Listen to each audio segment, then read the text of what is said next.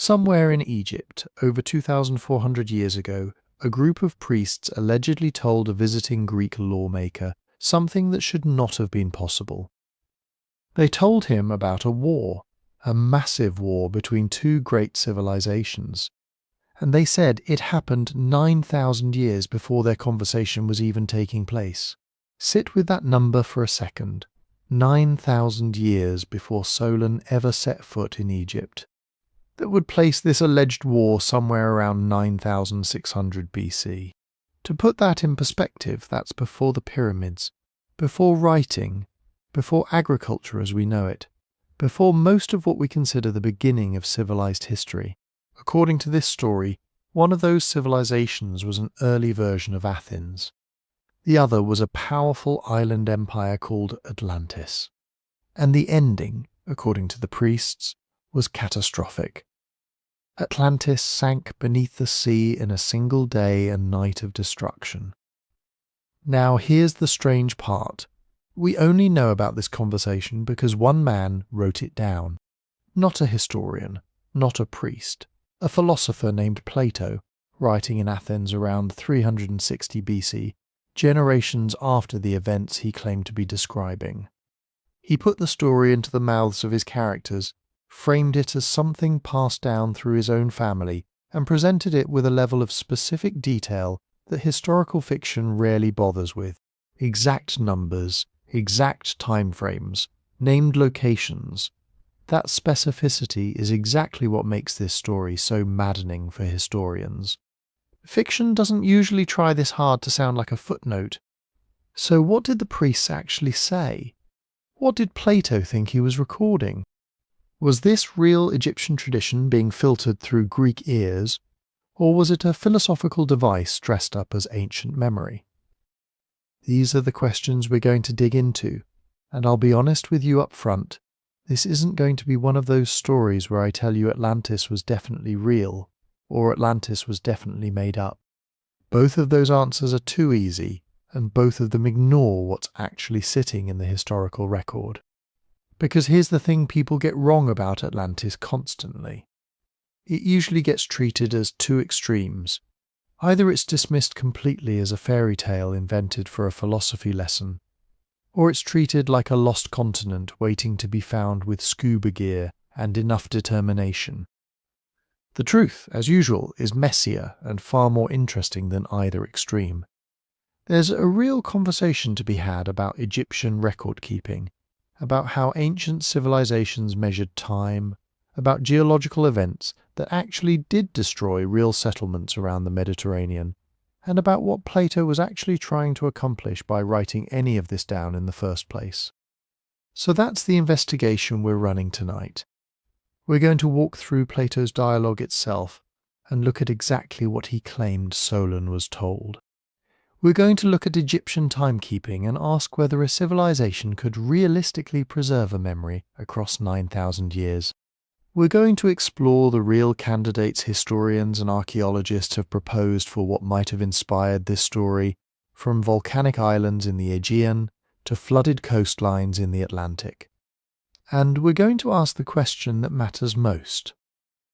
What were the priests really trying to communicate? And did Plato understand it the way they intended? Before we go further, let me know where you're listening from and what time it is right now for you. I love seeing these comments roll in from every time zone on Earth. People falling asleep in Sydney while someone else is just waking up in Chicago. It's a strange, comforting thing to think about while you're drifting off. And if you're enjoying stories like this one, the best way to support what I'm doing here is to follow the show on Spotify.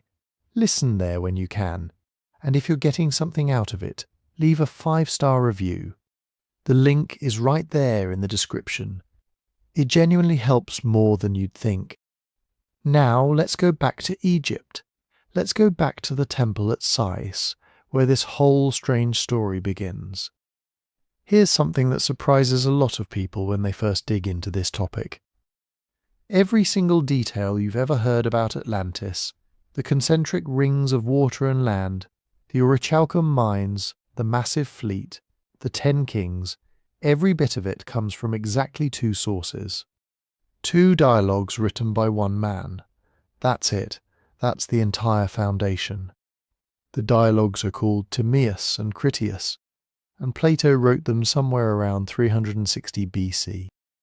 Timaeus is mostly concerned with cosmology, the nature of the universe, the structure of matter, big philosophical questions about how the world works. The Atlantis story shows up almost as an introduction, a kind of appetizer before the main philosophical course. Critias was supposed to be the sequel, the dialogue where the Atlantis story gets told in full, blow by blow, war by war. Except it doesn't. Critias breaks off mid-sentence. Unfinished. We'll get into why that matters later, but for now, just sit with this fact. Our entire knowledge of Atlantis rests on an origin story and an unfinished follow-up. Now here's where it gets layered, and I mean genuinely layered, like an onion someone forgot to stop peeling. Plato didn't claim to invent this story, he claimed to be reporting it several times removed.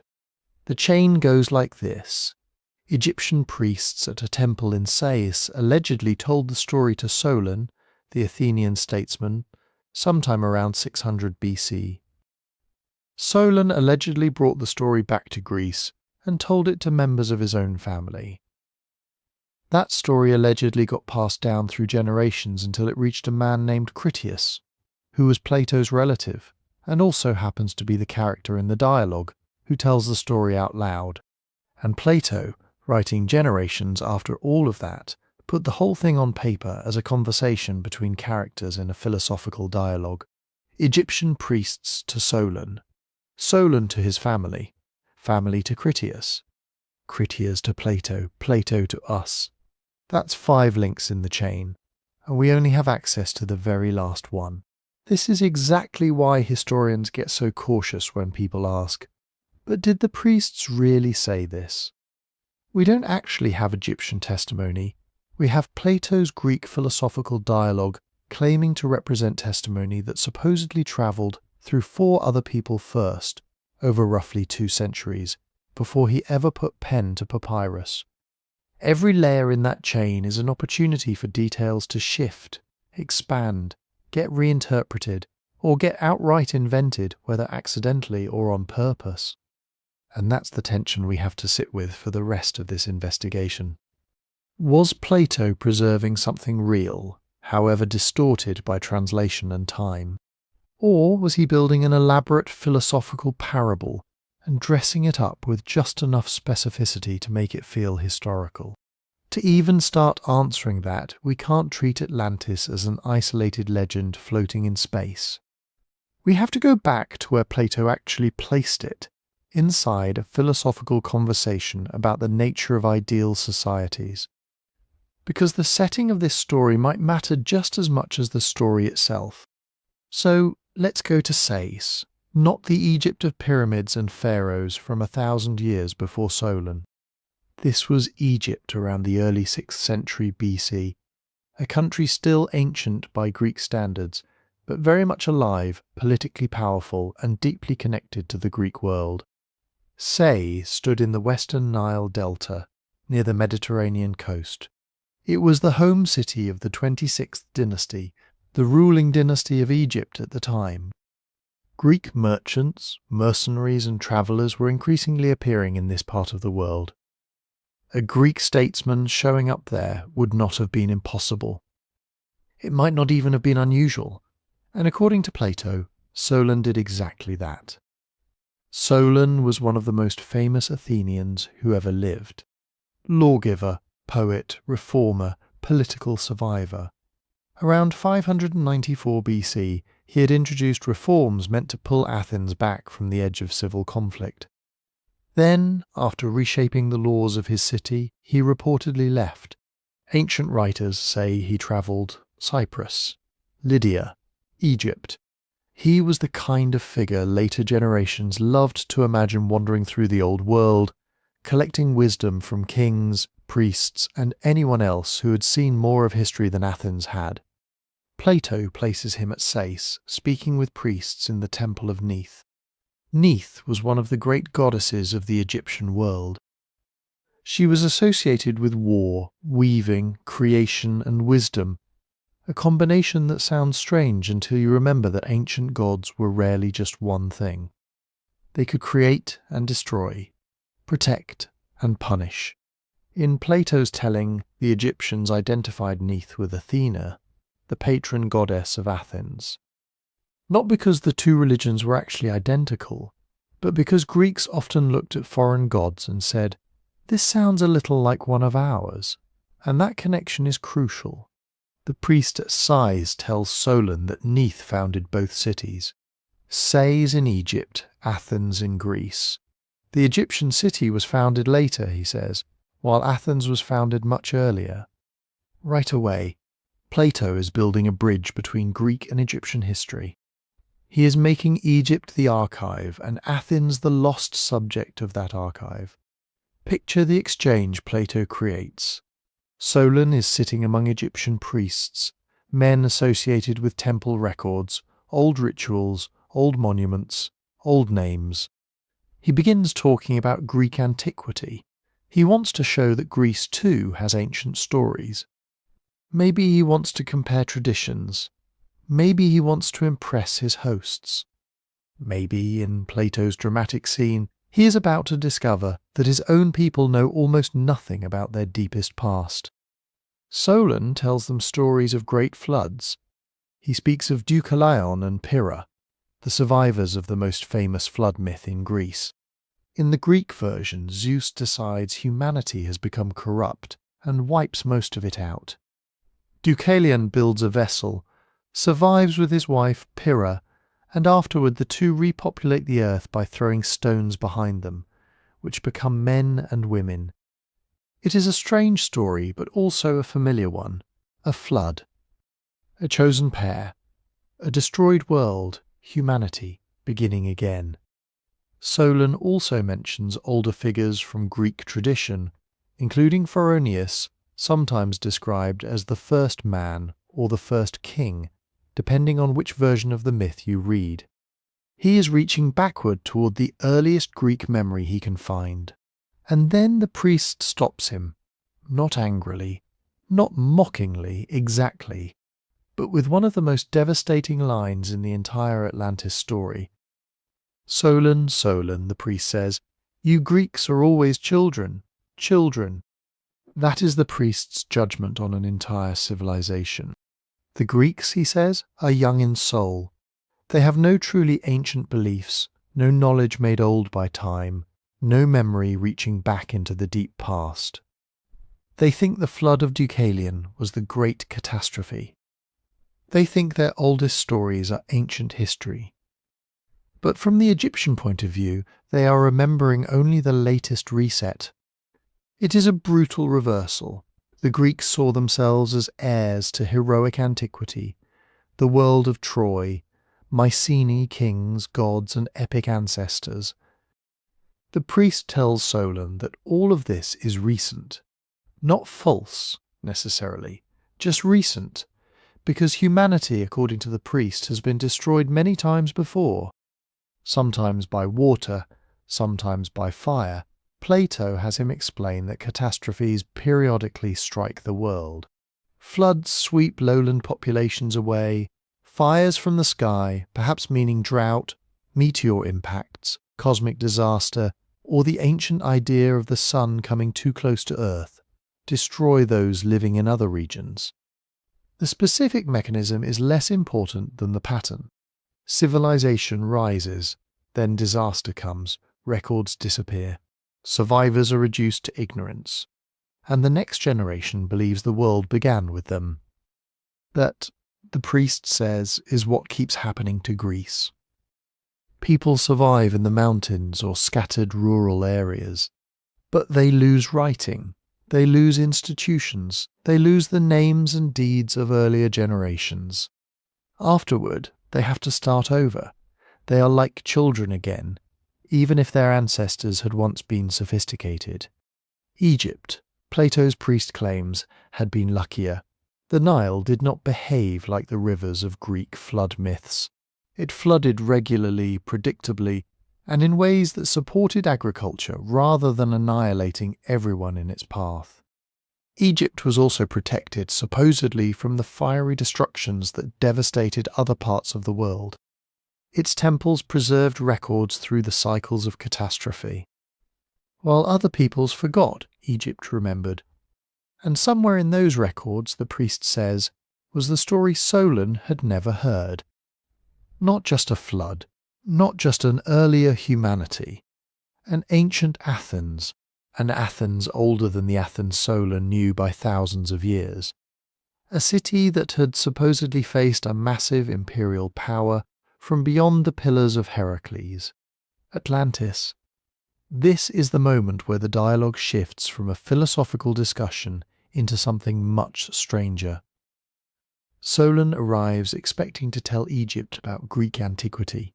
Instead, Egypt tells him that Greece has forgotten its own greatest achievement. Now, before we get carried away, we need to separate the dramatic scene from what we can actually establish. Solon was a real person. There is no serious doubt about that.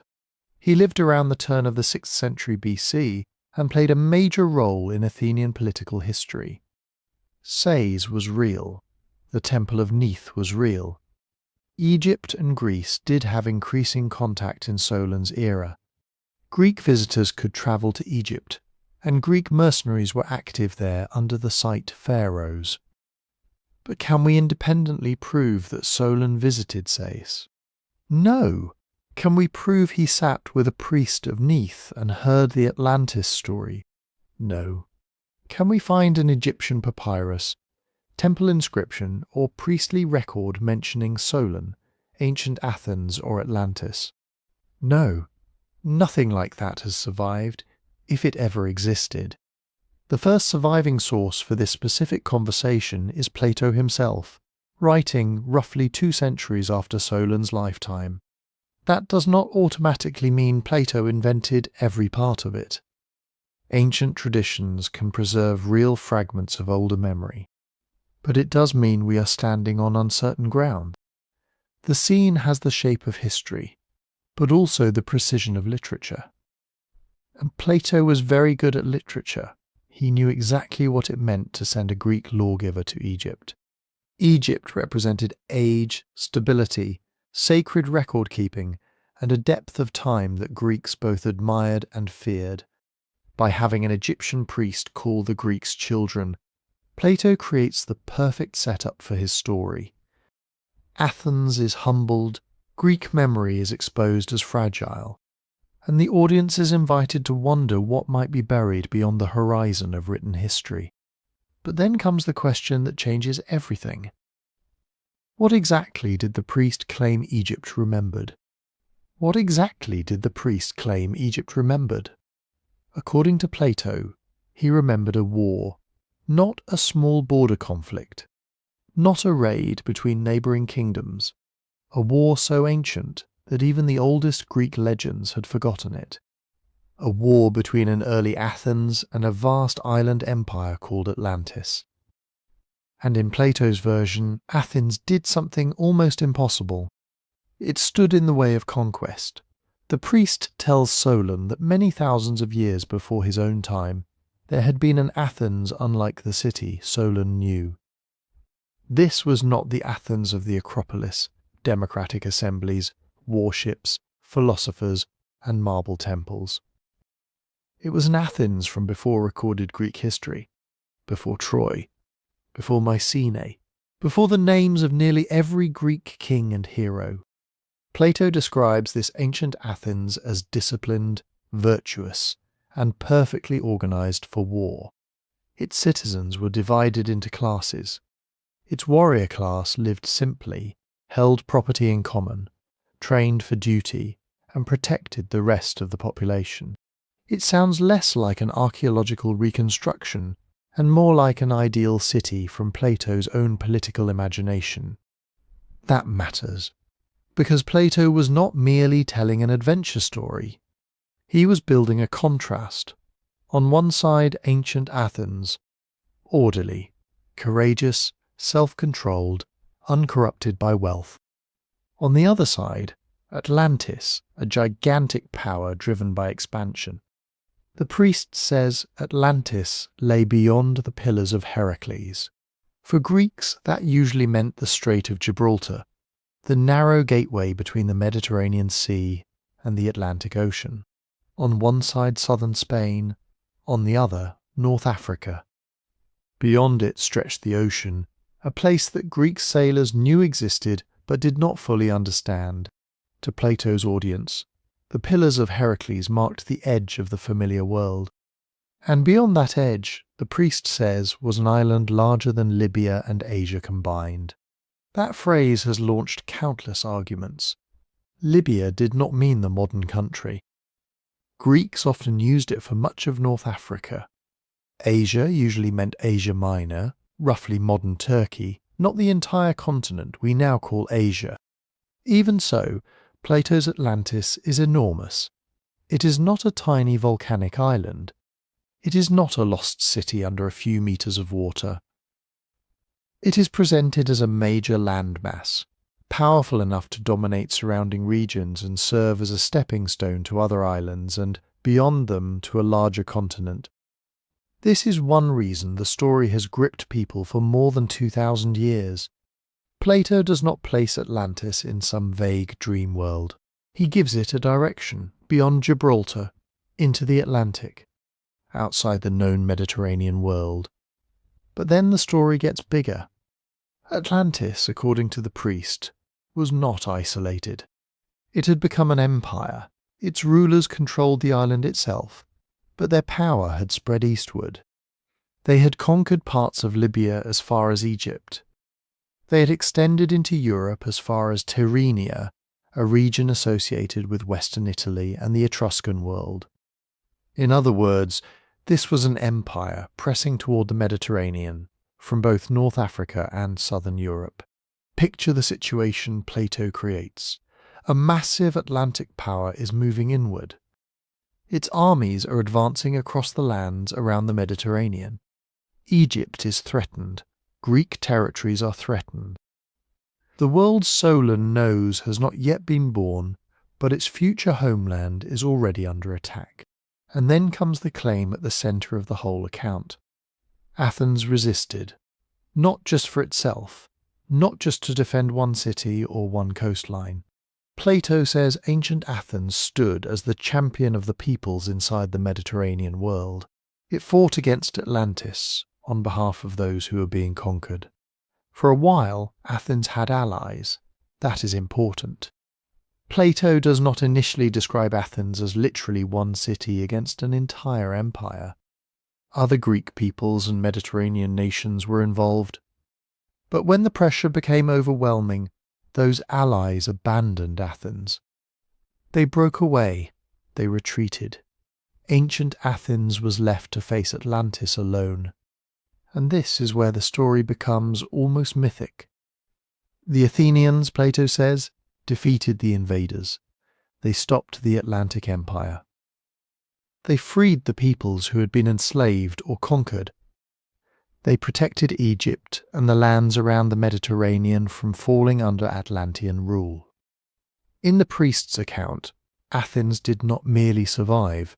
It saved Europe and Asia from conquest. That is an extraordinary claim, and it is exactly the kind of claim that should make us pause. Because this ancient Athens looks remarkably like the Athens Plato wanted people to imagine in his own day. Brave in war, morally disciplined, willing to defend freedom against a richer, larger imperial power. A city that succeeds not because it has more gold, more ships, or more territory, but because its people have virtue. For Plato's original audience, that would have sounded familiar. Only a century or so before Plato wrote, Greek city-states had faced the Persian Empire, the largest power the Eastern Mediterranean had ever seen. Athens played a famous role in that struggle, especially at Marathon and Salamis. The parallels are hard to miss. Tiny Greece against an empire. Freedom against domination, a proud maritime power threatening the Greek world. Atlantis may be set 9,000 years in the past. but it carries the political anxieties of Plato's own era. Still, in the story, victory does not last. The war is followed by catastrophe. Plato says that afterward, there came violent earthquakes and floods. Not over centuries, not through a slow decline. The destruction happens with terrifying speed. In a single day and night of misfortune, the Athenian warriors are swallowed by the earth. Atlantis itself disappears beneath the sea. One day and one night. That phrase is one of the most famous in the entire Atlantis tradition. It is also one of the reasons people keep looking for a real disaster behind the story.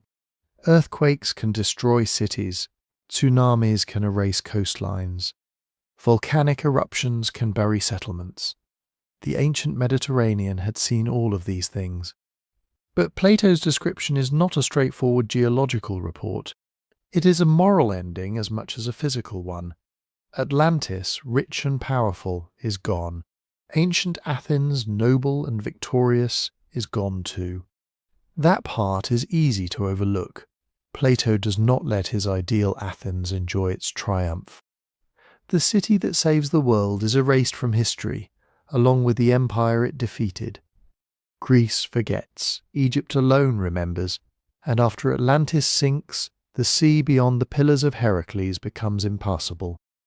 Plato says the waters there were blocked by mud shoals left behind by the submerged island.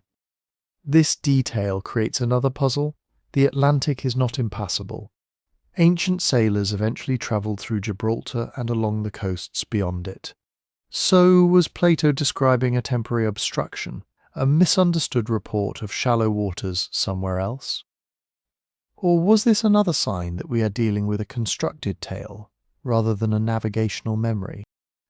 The answer depends on how literally you think Plato intended the story to be read, because everything we have just heard comes from Plato, not from an Egyptian inscription, not from a temple wall at Sais, not from a papyrus written by a priest of Neath. No Egyptian record that we possess tells of Atlantis invading the Mediterranean, or of an Athens existing 9,000 years before Solon, or of both powers vanishing in one catastrophic night. The chain of transmission is entirely inside Plato's dialogue. An Egyptian priest tells Solon. Solon plans to turn the story into a poem. He tells it to relatives. It passes down through Critias' family. Then Critias tells Socrates and the others in Plato's dramatic setting. That is the claimed chain. But the only surviving person we can actually point to is Plato, writing centuries after Solon supposedly heard it. That does not prove the priest said nothing. It does not prove Solon never travelled to Egypt. It does not prove Plato invented every detail from scratch. But it does set the boundary. We do not have Egypt speaking directly. We have Plato telling us what Egypt allegedly said. And the most explosive part of that alleged message was not simply that Atlantis existed. It was that the story had a date so old that it pushes the whole question out of the world of Greek myth and into a past that should barely contain civilization at all. 9,000 years before Solon. 9,000 years before Solon. Stop and actually calculate that. Solon lived in the early 6th century BC. The exact date of his visit to Egypt, if it happened as Plato describes, is uncertain. Ancient biographies place his travels somewhere around 600 BC, perhaps a little earlier, perhaps a little later. But the calculation does not change much. Take 600 BC. Go back another 9,000 years. You land around 9,600 BC. Not 9,600 years ago from our own time. Around 9,600 BC. That is the date Plato's story appears to demand if we read the priest literally. A war between Athens and Atlantis, followed by earthquakes and floods around the beginning of the Holocene. The geological epoch we still live in today, and that is where the Atlantis story crashes into prehistory. 9,600 BC is not merely before classical Greece. It is before Mycenae, Before the Minoans, before the pyramids, before the first pharaohs, before Sumerian cities, before writing, before bronze tools, before the wheel, before organized states as we understand them. It is roughly 6,000 years before the Great Pyramid of Giza. Think about that distance. Cleopatra lived closer in time to the moon landing than she did to the construction of the Great Pyramid. And the Great Pyramid was itself thousands of years closer to Solon than Solon was to the supposed war with Atlantis. 9,000 years was not just an ancient date, it was an abyss. For Plato's audience, it would have placed the story beyond nearly everything Greece remembered. Greek traditions reached back to Troy, to the heroes, to legendary kings, maybe a few centuries beyond that, in anything resembling a continuous historical memory. Egypt, by comparison, seemed unimaginably old.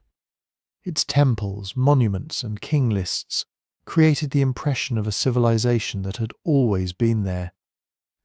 But even Egypt did not have an easily verifiable historical record reaching all the way to 9,600 BC. And the world of 9,600 BC was a very different world from the one Plato describes. This was the end of the last ice age. Great ice sheets still covered much of northern Europe and North America. Sea levels were far lower than they are today, because enormous quantities of water remained locked in glacial ice. Coastlines extended farther outward, areas now submerged beneath the North Sea, the Persian Gulf, and parts of Southeast Asia were dry land or coastal plains. The climate was warming fast by geological standards. Ecosystems were shifting, forests were spreading into territories that had once been tundra or steppe. Animal populations were changing, human groups were adapting to a planet in transition. This was not an empty world. That distinction matters. People had been building, trading, travelling, creating art, burying their dead, and passing on complex traditions for tens of thousands of years. By 9,600 BC, humans were already remarkably capable. They were not primitive in the sense older textbooks once imagined. They knew landscapes in extraordinary detail. They made specialized tools. They organized communities. They crossed water long before the age of empires. But there is a huge difference between capable prehistoric societies and Plato's Atlantis. Plato gives us kings, cities, monumental buildings, fleets, harbours, canals, armies, imperial expansion, and a political system ruling over vast territories. He gives us an Athens organised into social classes, with a warrior order and a civic structure that sounds suspiciously like a philosophical ideal. Where is the archaeological evidence for anything on that scale in 9,600 BC? That is the central problem. Around this period, agriculture was just beginning to emerge in parts of Southwest Asia. Not everywhere, not overnight, and not in the form of fully developed farming civilizations. Communities in the Fertile Crescent were experimenting with plants and animals, gradually moving toward the cultivation of cereals and the management of herds. It was a long process unfolding over many generations. Some settlements were becoming more permanent. At places such as Jericho, people had established substantial communities. In southeastern Anatolia, sites like Göbekli Tepe show that hunter-gatherer or early cultivating societies could organize large communal projects and build monumental stone structures. These discoveries have forced archaeologists to rethink what pre-agricultural peoples could achieve. So the old argument that nothing complex existed that early is wrong. Something complex did exist, but it was not an Atlantic superpower. There is no accepted evidence of a literate empire in 9,600 BC. No known palace system, no Bronze Age navy, no city-state called Athens. No trans-Mediterranean war between rival civilizations. No archaeological trail of a giant island kingdom ruling lands from North Africa to Italy. Even seafaring, impressive as it already was, existed on a vastly different scale. Humans had reached islands long before this date. Australia had been settled tens of thousands of years earlier, requiring sea crossings. Mediterranean islands were visited and settled in the early Holocene. Cyprus, for example, preserves evidence of very early voyaging communities. But crossing a stretch of water in small boats is not the same thing as maintaining an ocean-spanning imperial fleet. That gap is everything. A literal reading asks us to believe that the most powerful civilization on Earth existed thousands of years before the civilizations we can actually trace in the archaeological record, and then vanished so completely that it left no universally accepted material signature behind. Not just its temples, its tools, its mines, its roads, its ports, its graves, its trade goods, its weapons, its farms, its population, nothing secure. And remember, Atlantis was supposedly enormous. Plato says it was larger than Libya and Asia combined. Even allowing for the ancient meanings of those geographical terms, this is not a small settlement that could disappear beneath rising water. It is a major landmass and an imperial power. The larger the claim becomes, the harder it is to explain the silence of the evidence. So what do we do with the number? There are several possibilities. Maybe Plato meant exactly what he said. 9,000 solar years. In that case, Atlantis belongs around 9,600 BC, and the story is extraordinarily difficult to reconcile with current archaeology. Maybe the number was symbolic. Ancient writers did not always use numbers the way modern historians do. Large, round figures could signal extreme antiquity, grandeur, or mythic distance. 9,000 may have meant something like, so long ago that ordinary Greek memory cannot reach it. A number chosen to make the past feel vast. Maybe it was rhetorical.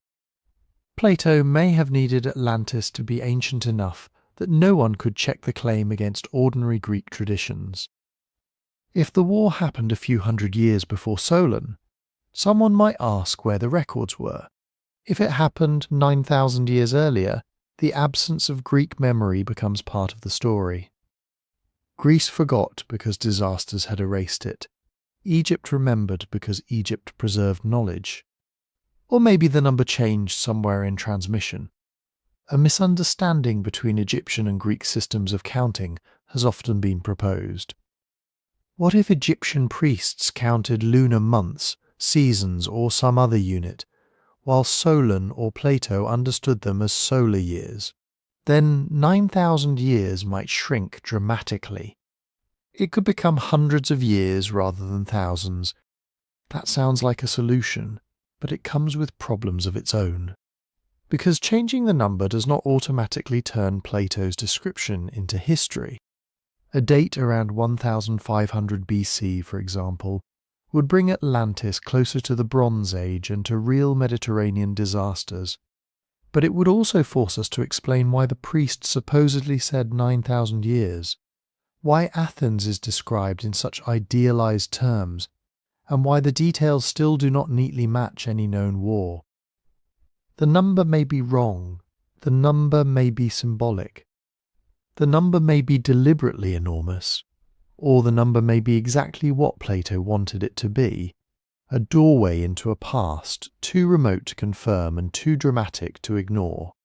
But whichever answer we choose, 9,000 years remains the obstacle that cannot be pushed aside.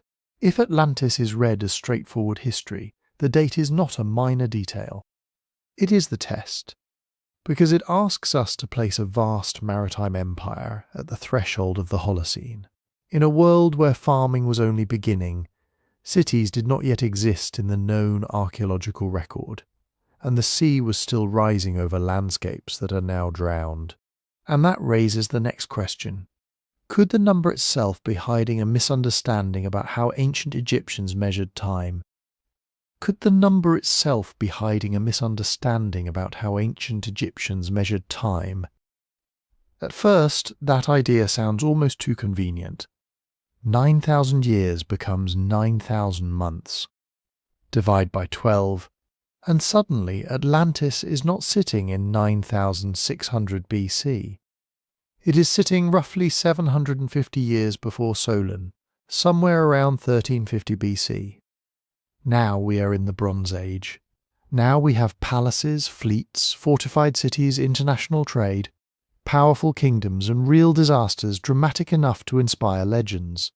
It is an attractive escape hatch, but before we use it, we need to understand what Egyptian timekeeping actually looked like. Egypt was old by Greek standards. Truly old. By Solon's lifetime, Egyptian civilization had already existed in recognizable dynastic form for roughly 2,500 years. The pyramids were ancient monuments even to the Egyptians. Temples preserved royal names, ritual calendars, land records, offerings, and traditions connected to kings long dead. And Egyptians did keep king lists. The Abydos king list, carved in the Temple of Seti I, names dozens of rulers stretching back toward the earliest dynasties. The Turin king list, written on papyrus, once contained a much more extensive sequence of kings and reign lengths.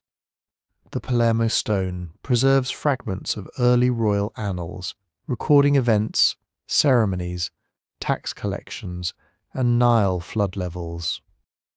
These are not modern archives. They are incomplete, damaged, selective, and often political. A new dynasty did not always want to honour the rulers it replaced. Some kings were omitted. Others were emphasised. Chronology could be shaped into a statement about legitimate rule. But the underlying point is real. Egyptians cared deeply about deep time. A king was not simply elected for a term. He stood at the end of a chain reaching back to the first rulers and beyond them, into the age when gods themselves were believed to have ruled Egypt. The past was not dead. It was a sacred foundation. Every ritual, every temple rebuilding, every royal inscription could connect the present pharaoh to an order established at the beginning of the world. And this is where the numbers start becoming slippery. Egyptian historical chronology and Egyptian sacred chronology were not always the same thing. A list of human kings might cover centuries or millennia. But temple traditions could reach back into a much deeper, mythic past, when divine beings, semi-divine rulers, and ancestral figures governed before ordinary history began. Later Egyptian writers, and Greek writers reporting Egyptian traditions, sometimes gave immense totals for these primordial ages. Gods ruling for thousands of years. Dynasties extending far beyond anything modern archaeology can confirm. The Egyptian priest Manetho, writing in Greek during the 3rd century BC, described sequences of gods, demigods, spirits, and human kings before his own time. His chronology survives only in fragments quoted by later authors, and the numbers can become enormous. That does not mean Egyptians were simply making things up in every context. It means ancient chronology had more than one job. It could record, it could legitimize, it could preserve ritual memory, it could express cosmic order, and it could make a kingdom seem rooted in a past so ancient that ordinary human memory could barely approach it. The Greeks did this too. Greek genealogies often ran through heroic generations. Biblical chronologies used long lifespans and symbolic patterns. Mesopotamian king lists placed antediluvian rulers before the Great Flood and assigned them reigns lasting tens of thousands of years. Ancient societies did not always separate mythic time and historical time with the sharp line we expect today. So, when Plato gives us 9,000 years, we have to ask a difficult question. Is this an archival number, or is it a sacred number dressed in historical clothing? The months theory tries to answer that question with mathematics. Maybe the Egyptian priest said 9,000 using one unit, and Solon heard it as another. Maybe Egyptian months became Greek years. Maybe a lunar count was misunderstood as a solar count. If so, 9,000 months would be about 750 solar years. That would place the catastrophe in the Late Bronze Age, close enough to connect, at least loosely, with the Minoan world and the eruption of Thera. You can see why people keep returning to it. A Bronze Age Atlantis makes the story feel possible. Crete had palaces, the Minoans had ships, trade networks, sophisticated art, and influence across the Aegean. Thera really did erupt with astonishing force sometime in the 2nd millennium BC. Tsunamis really did strike coastlines. A wealthy maritime culture really did suffer disruption. The theory has one major strength. It turns an impossible archaeological date into a plausible historical setting. But it has major weaknesses too. For one thing, Egyptians knew the difference between a year and a month. Their civil calendar used a 365-day year, 12 30-day months, plus 5 additional days at the end. They also tracked lunar months for religious observances, and they divided the agricultural year into 3 major seasons: inundation, growing, and harvest. This was not a civilization casually confusing months with years. The Egyptian word for year was renpet. Months had their own names and functions. Regnal dates were normally counted in years: year 5 of this king, year 10 of that king. Egyptian administrators collected taxes, organized labor, and recorded ceremonies using systems that may look unfamiliar to us, but were not vague. For the months theory to work, someone has to make a very specific mistake. Either an Egyptian priest used an unusual unit without explaining it, or Solon misunderstood the unit, or a later Greek translator changed it, or Plato inherited an already distorted number. And none of those possibilities is impossible. Ancient transmission is messy. Stories change as they move between languages, generations, and political contexts. But there is no surviving Egyptian text that says Atlantis was dated in months. There is no note from Solon explaining that he converted Egyptian units. And there is another problem. Plato does not give only one enormous figure. He says the war occurred 9,000 years before Solon. He also says Athens was founded 1,000 years before the Egyptian city of Sais, while Sais itself was founded 8,000 years before Solon. These numbers form a pattern. They are part of the architecture of the story. Convert 9,000 years into months, and you get about 750 years. But then 8,000 becomes about 667 years, and the 1,000-year gap between ancient Athens and Sais shrinks to little more than 80 years. The whole grand chronology starts to collapse into a sequence that no longer makes much sense on its own terms. And why would only the Atlantis date be converted while the rest remains untouched? Some researchers have suggested not months but seasons. If years really meant Egypt's 3 agricultural seasons, then 9,000 seasons becomes 3,000 years. That still leaves us around 3,600 BC.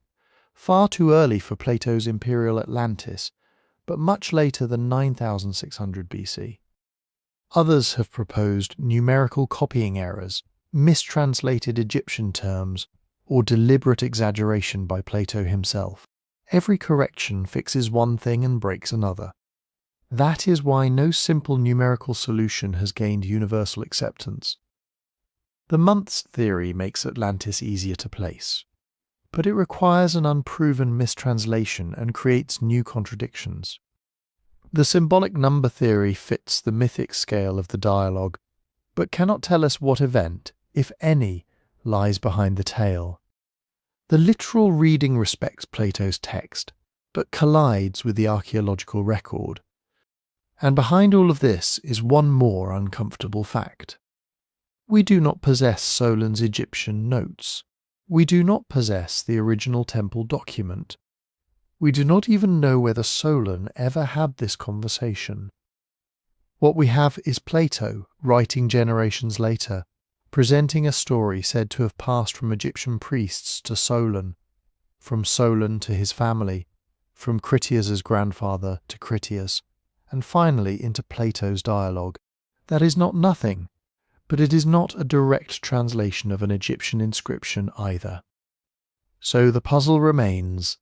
9,000 years may be a real Egyptian number, a Greek misunderstanding, a sacred exaggeration, a philosophical invention, or a number that began in one system of thought and acquired a completely different meaning by the time Plato wrote it down. And if Egypt did preserve very old memories, the next question becomes even more important. What kind of memories could survive for thousands of years without remaining literal history? What kind of memories could survive for thousands of years without remaining literal history? To answer that, we have to give Egypt its full credit first. Ancient Egypt was probably better equipped than almost any civilization Plato knew to preserve the past. Not perfectly, not continuously, not in the way a modern national archive preserves records. But Egypt had something rare, institutions that lasted. Temples lasted, priesthoods lasted, royal rituals lasted. Sacred places were rebuilt on the same ground for centuries, sometimes millennia. A pharaoh could restore a temple founded by an earlier king, who had restored one built by a king even earlier still. Each rebuilding connected the present to an increasingly distant past. And writing mattered. Egyptian writing appears around 3200 BC, near the beginning of the dynastic period. By Solon's lifetime, around 600 BC, Egyptians had been writing for roughly 2,500 years. That is an extraordinary span, longer than the entire recorded history available to most Greek cities at the time. They wrote on stone when they wanted permanence. They wrote on papyrus when they needed administration. They recorded taxes, land boundaries, temple donations, military campaigns, royal births, religious festivals, court cases, and the reigns of kings. They maintained traditions of genealogy and succession. They copied old religious texts long after the language in which those texts were first composed had changed. So when an Egyptian priest in Plato's story tells Solon, "You Greeks are always children," the claim has some real historical force behind it. Egypt really was old, but now comes the limit. A civilization can preserve writing for 2,500 years. That does not mean it can preserve a detailed factual account from 9,000 years earlier.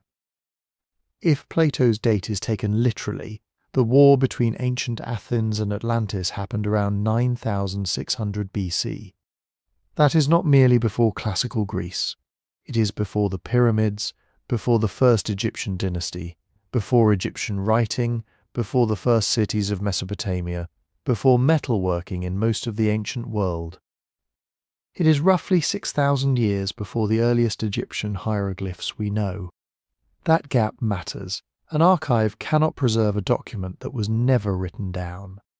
And no one in 9,600 BC was carving diplomatic reports about an Atlantic empire onto Egyptian temple walls, because there were no Egyptian temple walls yet. The Nile Valley had human communities, certainly. People were hunting, fishing, gathering, and beginning to adapt to a changing post-Ice Age world. But the Egypt of pharaohs, scribes, monumental stone temples and formal priesthoods did not yet exist. So could Egypt have had an archival record of Atlantis from 9,000 years before Solon? Based on everything we currently know, that seems extremely unlikely. But archival record is only one kind of memory. There is oral tradition. There is ritual tradition. There are place names, ancestral stories, flood myths, creation stories, and warnings attached to sacred landscapes. These can survive far longer than written documents, not unchanged, not with dates and names intact, but as stories. Think about what happens after a disaster. A flood destroys villages along a river. Survivors move inland. Their children hear about the water that swallowed the old land. A few generations later, the flood is no longer a specific event in a specific year. It becomes the Great Flood. Then it becomes a story about angry gods, a wicked king, a sacred survivor, a lost land beneath the waves. The event may be real, the story may preserve something true. But the two are no longer the same thing. This is not a weakness in human memory. It is what memory does when it has to survive without paperwork. It compresses, it transforms, it turns geography into myth and trauma into moral instruction. A coastal inundation becomes the drowning of a kingdom. A regional famine becomes the end of an age. A foreign enemy becomes a race of giants, demons or divine invaders. And Egypt had plenty of reasons to preserve disaster stories. The Nile gave life, but it could also fail. Too little flooding meant hunger. Too much could destroy crops and settlements. Beyond the narrow ribbon of the river lay deserts that seemed, to Egyptians, like the edge of ordered existence. And Egypt's religious imagination was built around a constant struggle between order and chaos. The stable world had to be renewed every day. The sun had to defeat darkness. The Nile had to return. The king had to protect Mart, the cosmic balance that kept everything from falling apart. In that kind of culture, very old memories of environmental change could easily become part of sacred tradition. But that does not get us all the way to Atlantis, because Plato's Atlantis is not just a flood story.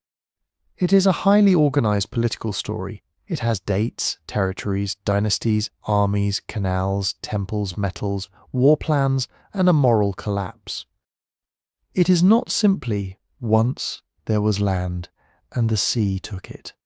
It is a civilization-sized cautionary tale.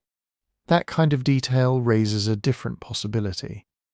Maybe Egypt preserved fragments of very old memories, while Plato gave them their final shape. This is where we have to separate four things that often get blended together.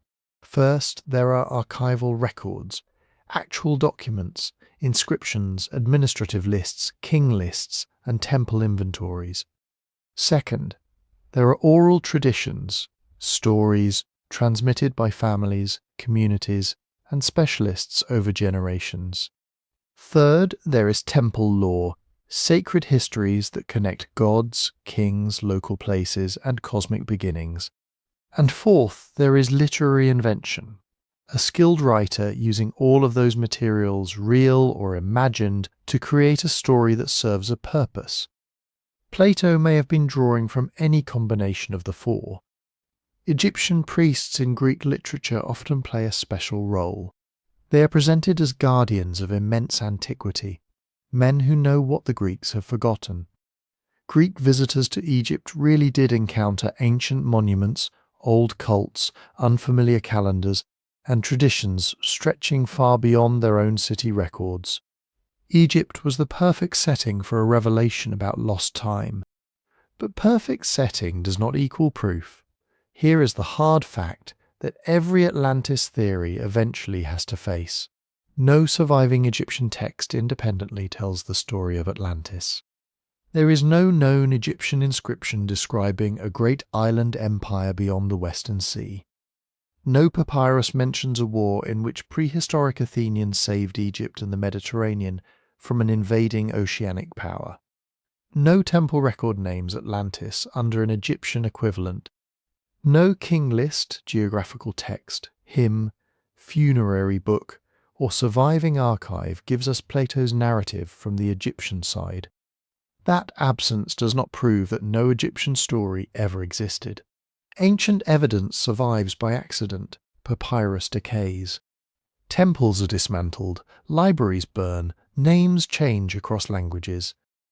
A missing document can never be ruled out completely. But absence still has weight. If Egypt had preserved a central, detailed historical account of a world-changing war and the destruction of a vast empire, we might expect some trace outside Plato. So far, we do not have one.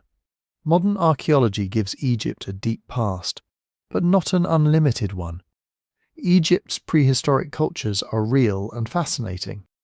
Farming communities developed along the Nile long before the pharaohs. By about 4000 BC, increasingly complex societies were emerging. By around 3100 BC, Egypt was unified under the first dynasties. That is ancient by any human standard, but it is not 9600 BC. And archaeology has found no Egyptian state, no ancient Athens, and no Atlantic superpower from Plato's proposed age. So perhaps the priestly claim was not a literal archive reaching untouched across 9 millennia. Perhaps it was Egypt speaking in its own language of antiquity, a language where human history merged gradually into sacred prehistory, where the first kings stood near the gods, and where the past became deeper every time it was retold. Or perhaps Plato chose Egypt precisely because it allowed him to say something Greece needed to hear. Because if Egypt could remember an Athens older than Athens itself, then Plato could imagine a city purified of everything he believed his own Athens had lost. And that is exactly what Plato gives us next. Not merely an ancient Athens, an impossible Athens. According to the story told in the Critias, the Athens of 9,000 years before Solon was already everything Plato wished a city could be. It was orderly, disciplined, militarily capable, morally restrained. Its people were divided into the kinds of social groups Plato admired, farmers and craftsmen producing what the city needed, while a separate guardian class protected the land. The warriors lived simply. They held property in common. They ate together. They trained together. They did not chase luxury, wealth, or private power. They were not conquerors looking for overseas tribute. They were defenders, prepared to resist aggression when a richer and more powerful enemy came out of the West. This is important because Plato is not describing ancient Athens as a primitive settlement struggling through the Stone Age. He is describing something that sounds remarkably like the ideal state he had already imagined in the Republic.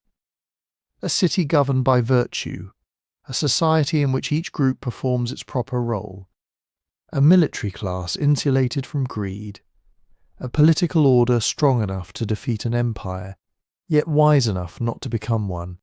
And it is supposedly operating around 9600 BC. Now stop there for a second and think about what that date means on the ground. Around 9600 BC, Attica did exist. The Acropolis existed. The hills, valleys, springs and coastline existed. But the Athens we know did not.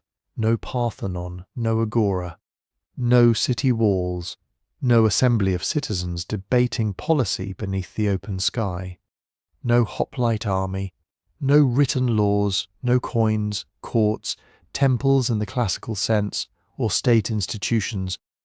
There was not even farming in Attica, as far as the evidence currently shows. This was the beginning of the Holocene, the geological period we still live in today.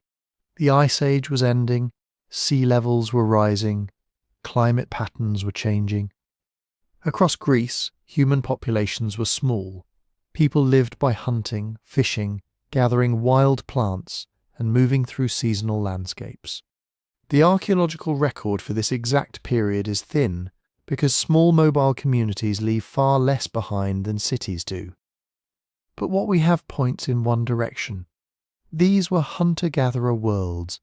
At sites such as Franchthi Cave in the Peloponnese, not far from Attica across the Saronic Gulf, archaeologists have found evidence of people living through the late Ice Age and into the early Holocene. They hunted animals, collected plants and shellfish, used stone tools, and had access to marine resources. Some materials appear to have moved across the sea, suggesting that even very early communities could maintain networks beyond a single valley. That is impressive. It tells us prehistoric Greeks were adaptable, skilled, and connected. But it is not Plato's Athens. There is an enormous difference between a network of small foraging groups and a civic military state with social classes, shared meals for guardians, organized defense, and a coherent political identity stretching across an entire region. The people of Attica in 9600 BC, if they were there in the numbers archaeology would lead us to expect, were likely living in bands or small communities. They would have known the landscape intimately. They may have returned to familiar camps year after year. They may have exchanged marriage partners, stone, shells, information and ritual traditions with neighbouring groups. But they did not have a city called Athens, and they did not have an army ready to repel Atlantis. Agriculture would not begin spreading into Greece until thousands of years later, during the Neolithic period, roughly after 7000 BC. Permanent villages, stored grain, domestic animals, pottery, larger populations, and more complex social organisation would emerge gradually. Even then, the road from village life to the city-state of Athens was unbelievably long. The Mycenaean palace societies came much later. Classical Athens came later still. Plato's prehistoric Athens is separated from real classical Athens not by centuries, but by a gulf of nearly 10,000 years.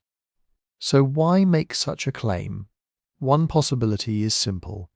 Plato did not mean us to read this as archaeology. He may have been using deep time as a philosophical device, by placing his ideal Athens in the remote past. Before the corruption of wealth, empire, faction and luxury, Plato could imagine a version of his city stripped down to its moral essentials. This Athens is not historically early because Plato had excavated evidence for it. It is early because the deeper the past, the freer he was to create a political beginning. And this is where the story becomes much sharper. Atlantis is not just a place on a map. It is Athens's mirror image. Ancient Athens is poor by comparison, but virtuous. Its guardians live without private riches. Atlantis is unimaginably wealthy, filled with gold, silver, ivory, monumental buildings, canals, harbours, palaces and temples. Athens fights only when forced. Atlantis expands, conquers, and seeks domination. Athens preserves order. Atlantis loses it. At first, Plato says, the Atlanteans possessed a divine element.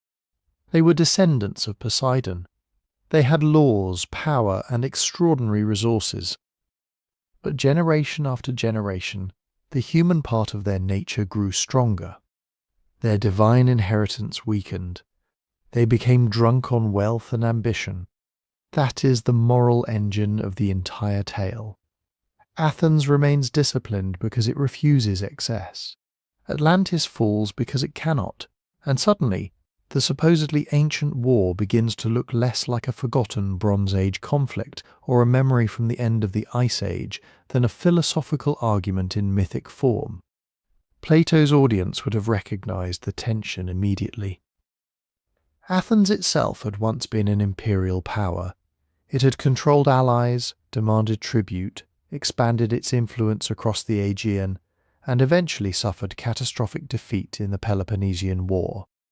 The city that imagined itself a defender of Greek freedom had also learned how easily power could become domination.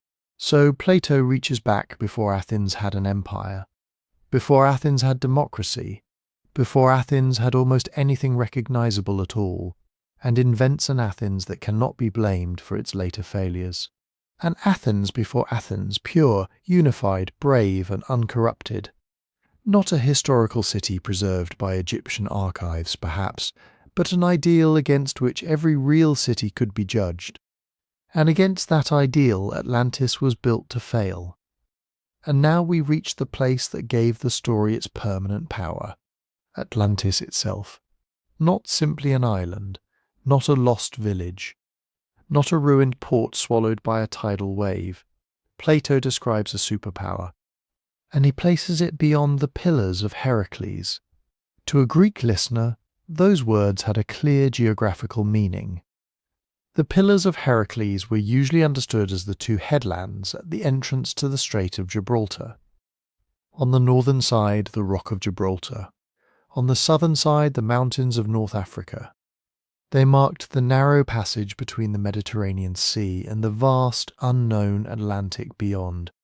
Inside the pillars was the familiar world: Egypt, Greece, Italy, Phoenicia, the islands and coasts where merchants travelled, armies sailed, and Greek history unfolded. Beyond them was ocean, a place of distance, danger, possibility, and myth.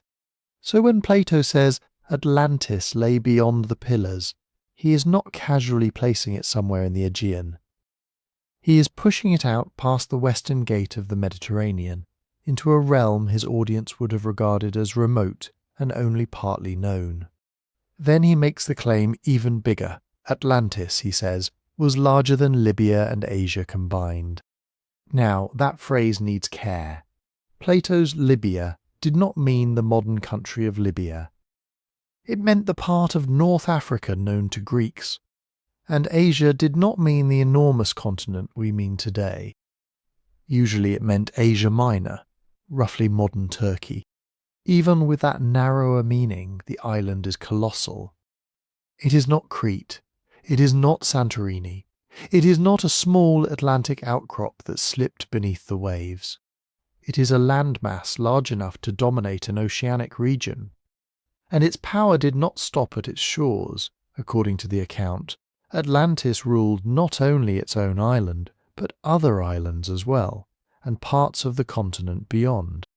Its empire had crossed through the Mediterranean gateway and extended influence toward Libya, Egypt, Europe, and the Tyrrhenian region of Italy. This is the enemy ancient Athens supposedly faced. Not a raiding party, not a neighbouring kingdom, an imperial machine. And Plato gives that machine everything an empire needs to look unstoppable. Enormous agricultural wealth, access to metals, timber from forests, pasture for animals, harbours full of ships, a population capable of supplying labour, tribute, and soldiers. The Atlanteans, he says, possessed almost every resource they could desire, including the mysterious red gold metal called orichalcum, a substance valued almost as highly as gold. Their territory was organised around a broad, fertile plain. Plato describes it as rectangular level, carefully measured and surrounded by mountains. Water came down from those mountains through channels and irrigation works.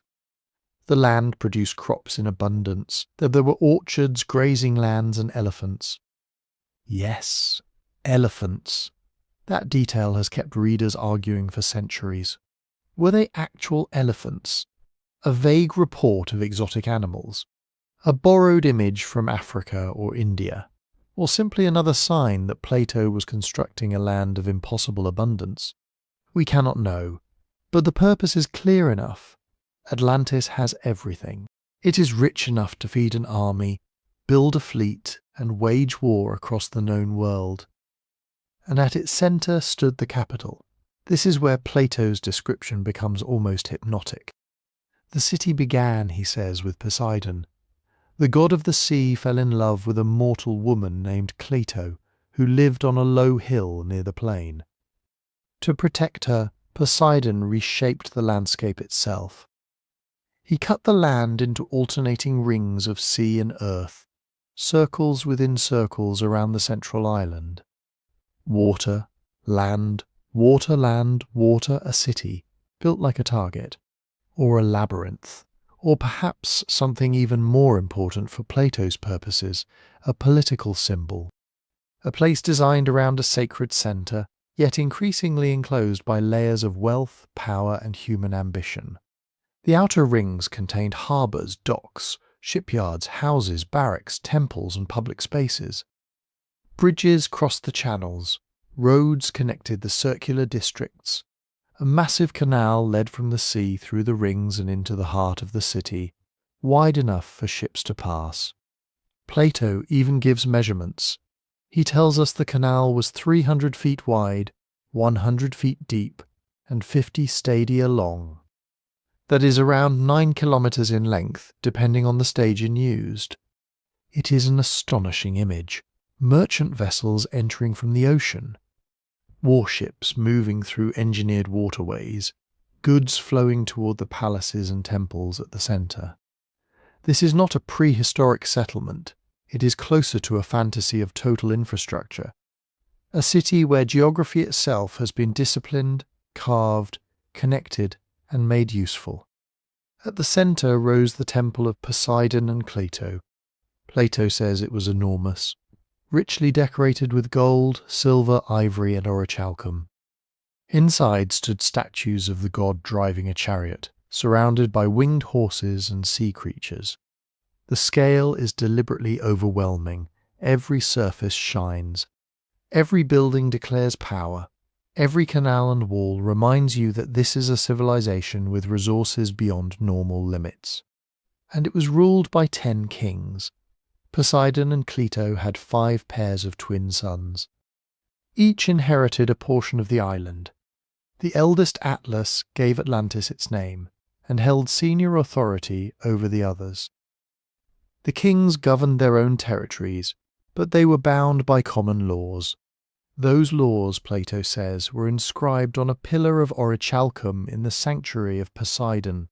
At fixed intervals the kings gathered. They hunted bulls without weapons, captured them, sacrificed them, and judged one another according to Poseidon's laws.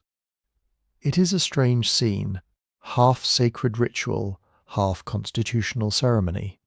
The rulers possess immense wealth, but at least in the beginning they are restrained by law. They are not supposed to make war on one another. They are supposed to aid one another against rebellion. They are supposed to remember the divine order from which their power came. But of course this is Atlantis. The restraint does not last. As generations pass, Plato says, the divine nature of the Atlanteans becomes diluted. The human side takes over. They become obsessed with possession, status, and domination. Their wealth no longer serves order. It becomes proof that they deserve more. And that is when the empire turns outward. But how much of this should we read as geography? This is the central problem. There is no archaeological evidence for an Atlantic island empire of the size Plato describes. No trace of a Bronze Age or Ice Age civilization ruling from beyond Gibraltar. No fleet records. No inscriptions. No chain of settlements showing Atlantean conquest across the Mediterranean. More than that, the description itself often reads less like a report than a construction. The circular capital is too perfect. The plain is too productive. The resources are too complete. The political system is too neatly arranged. The empire possesses exactly the traits Plato needed for Athens' opposite. Wealth without restraint, technology without wisdom, military strength without moral limits. Atlantis is not merely a place, it is excess made geographical, and that may be why later readers could not let it go. Plato gave them an island beyond the edge of the known world. A drowned empire with temples of gold, strange metals, canals, fleets, ancient laws, and a capital built in rings of land and sea. He made it rich enough to inspire envy, powerful enough to threaten civilization, and mysterious enough that its disappearance could never be fully disproved. Every generation after Plato could look at a blank space on the map and ask the same question. What if it was there? What if the ocean is hiding it? What if the story was not a warning disguised as history, but history disguised as myth? Maybe that is exactly the question Plato wanted hanging in the air. What if this was not just a lost island? What if it was a test? To understand why Plato told the Atlantis story at all, we have to step back from the canals, the elephants, the gold, the impossible measurements, and look at the dialogues where it appears. Atlantis does not exist in isolation.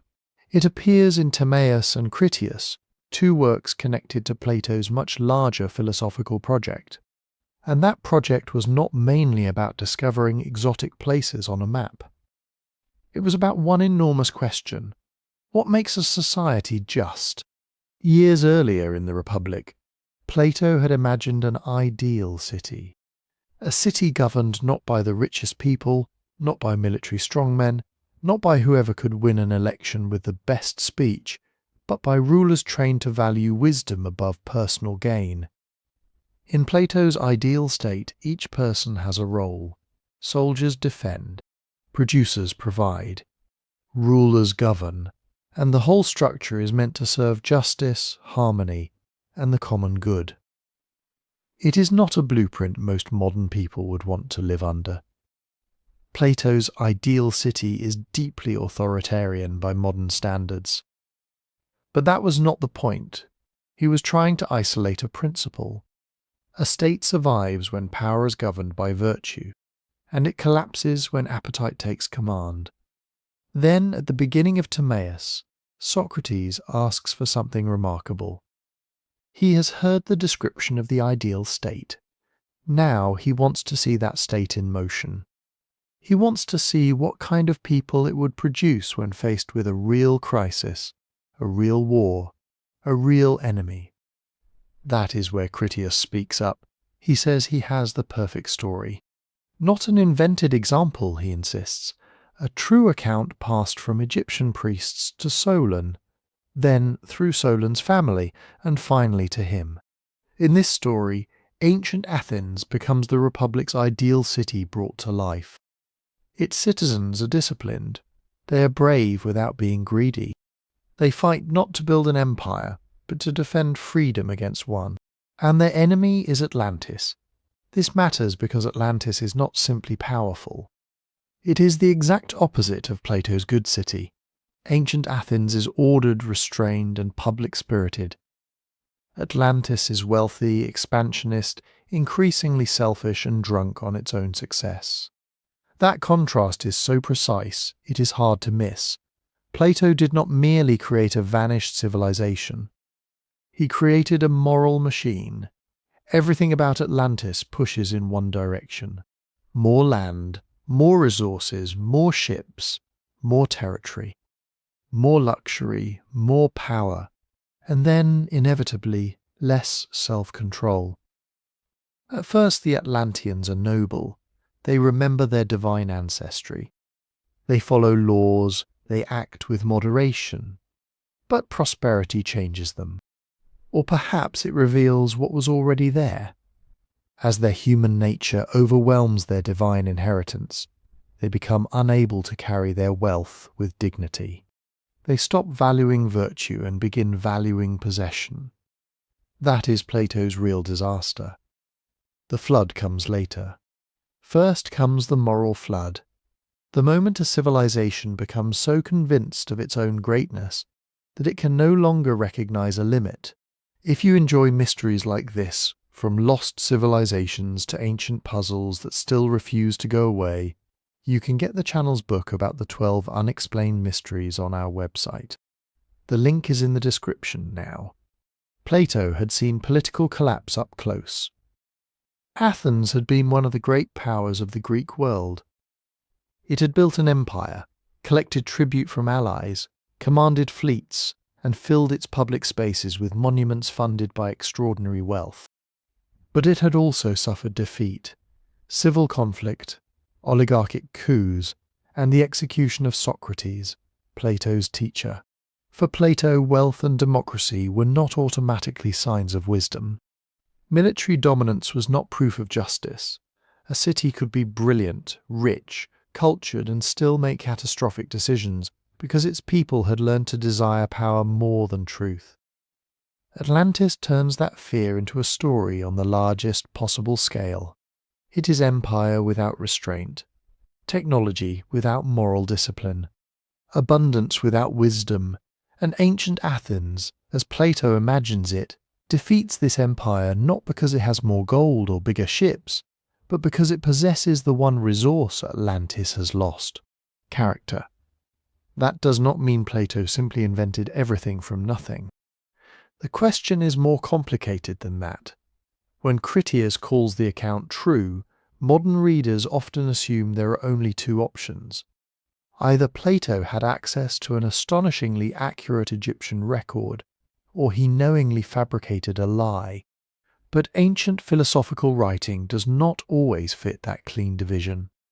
Plato may have used the language of truth to give the story weight, to make his listeners feel that the political lesson was not abstract. This was not just a hypothetical city on a blackboard. This was a civilization that supposedly lived, rose, became corrupt, and paid the price.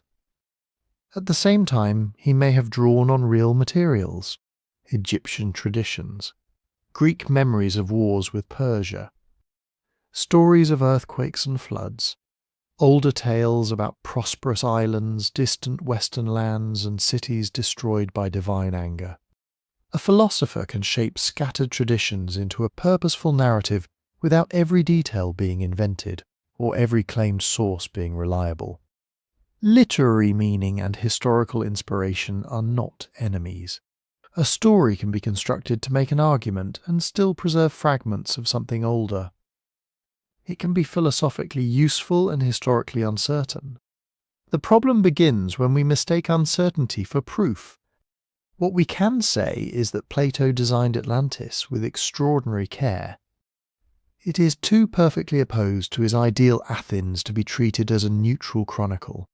Its wealth, political structure, imperial ambition, and decline all serve a philosophical purpose. But that purpose does not tell us where every ingredient came from, and it does not settle what Solon may or may not have heard at Sais, because behind Plato's giant island empire stands another, more immediate shadow. Not ancient Atlantis, Athens itself, and beyond Athens the greatest imperial threat the Greeks had ever faced, Persia. For Plato's first audience, the shape of this war would have felt familiar almost immediately. Atlantis comes from beyond the known Greek world. It commands enormous wealth, vast territory, and a military force so large it seems almost absurd. It crosses the sea, it attacks lands around the Mediterranean, it threatens to bring Greece itself under foreign rule, and standing against it is Athens. Not the rich Athens, not the Athens of empire, tribute and warships. Plato gives us a smaller, purer Athens. An Athens that fights because it has no choice. An Athens that stands almost alone after other Greek peoples submit or abandon the struggle. An Athens that saves not only itself, but the peoples who had already been conquered. That is very close to the way Greeks remembered the Persian wars. In 490 BC, a Persian army landed at Marathon. 10 years later, the Persian king Xerxes returned with a much larger invasion force.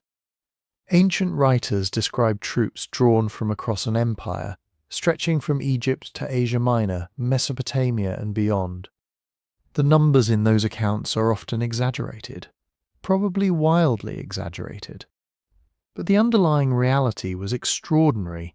Small Greek city-states were facing the greatest imperial power they had ever encountered.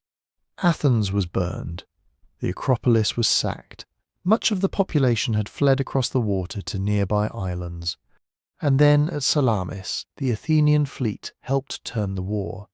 That memory mattered. For generations, Athenians could say they had defended Greek freedom against an Eastern superpower. They had faced wealth, numbers, royal authority, and overwhelming military force, and they had refused to submit. Now listen to the Atlantis story again. A giant empire advances from beyond the sea. It subdues other peoples, it threatens Greece. Athens resists. Athens wins. It is not hard to see why many historians think the Persian Wars are one of the shadows behind Plato's Atlantis. Not necessarily a secret code where Atlantis equals Persia in every detail. Atlantis is an island in the far west. Persia was a land empire to the east. The Atlanteans have canals, concentric rings, and a divine founder named Poseidon. The Persians obviously did not, but stories do not need to be one-to-one copies to carry historical memory. Plato may have taken the emotional structure of the Persian Wars, the terrifying approach of a massive empire, and the heroic resistance of Athens, then moved it into a distant prehistoric age. By doing that, he could make the conflict larger than any one battle, larger than Marathon, larger than Salamis, larger even than Greece. Atlantis becomes every empire that mistakes power for justice. And ancient Athens becomes every community that survives because it refuses to surrender what it believes is right. But here is where Plato makes the story much more uncomfortable. Because the real Athens that defeated Persia did not remain a modest defender of freedom. After the Persian Wars, Athens built the Delian League, an alliance originally created to continue the fight against Persia. Member states contributed ships or money. At first, it could be presented as collective security. Greece had just survived invasion. Persia was still dangerous. A naval alliance made sense, but over time, the alliance changed. Athens controlled the treasury. Athens controlled the fleet. Athens punished cities that tried to leave. Tribute flowed into Athens, helping fund great building projects, public payments, naval power, and the spectacular city that later generations would admire. The Parthenon itself rose during the age of Athenian imperial dominance. Athens had once been the city resisting an empire. Now it was becoming one. This is the cruel irony sitting underneath Plato's story. The Athenians are cast as the enemies of imperial aggression. Yet Plato's own city had spent much of the 5th century BC imposing its will on allies, extracting tribute, crushing revolts, and fighting a long destructive war against Sparta. The Peloponnesian War did not end in glory. It ended in defeat. Athens lost its empire, its fleet, and for a brief, brutal period, even its democracy. Civil conflict followed. Political factions killed rivals. Oligarchic rule replaced popular rule, then collapsed. The city recovered, but the old confidence had been shattered. Plato grew up in the aftermath of that disaster. He belonged to an aristocratic family. Some of his relatives were involved with the 30 Tyrants, the oligarchic regime that ruled Athens after its defeat and carried out executions and confiscations. But Plato did not emerge from that experience as a simple supporter of oligarchy. He saw the violence and corruption of elite rule. Then he watched restored democracy execute Socrates in 399 BC. To Plato, both systems had failed. The oligarchs had been greedy and brutal. The democratic assembly could be impulsive, emotional, easily manipulated by persuasive speakers, and capable of condemning a man Plato regarded as one of the wisest people alive. So when Plato creates ancient Athens, we should not imagine he is simply praising the Athens he knew. He is rebuilding it. He is imagining what Athens might have been if it had possessed discipline without tyranny, courage without imperial greed, unity without mob rule, and power without corruption.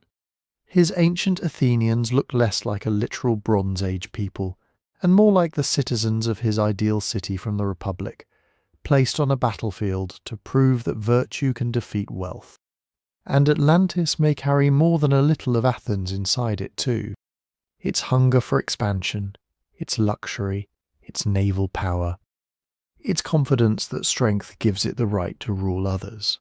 These were not only Persian characteristics in Greek political imagination. They were dangers Athenians had already seen in themselves. That is why Atlantis is more complicated than a simple Greek versus barbarian fantasy. Plato is not just saying, foreign empires are bad, and Athens is good. He is asking something sharper. What happens when the defender of freedom becomes addicted to power?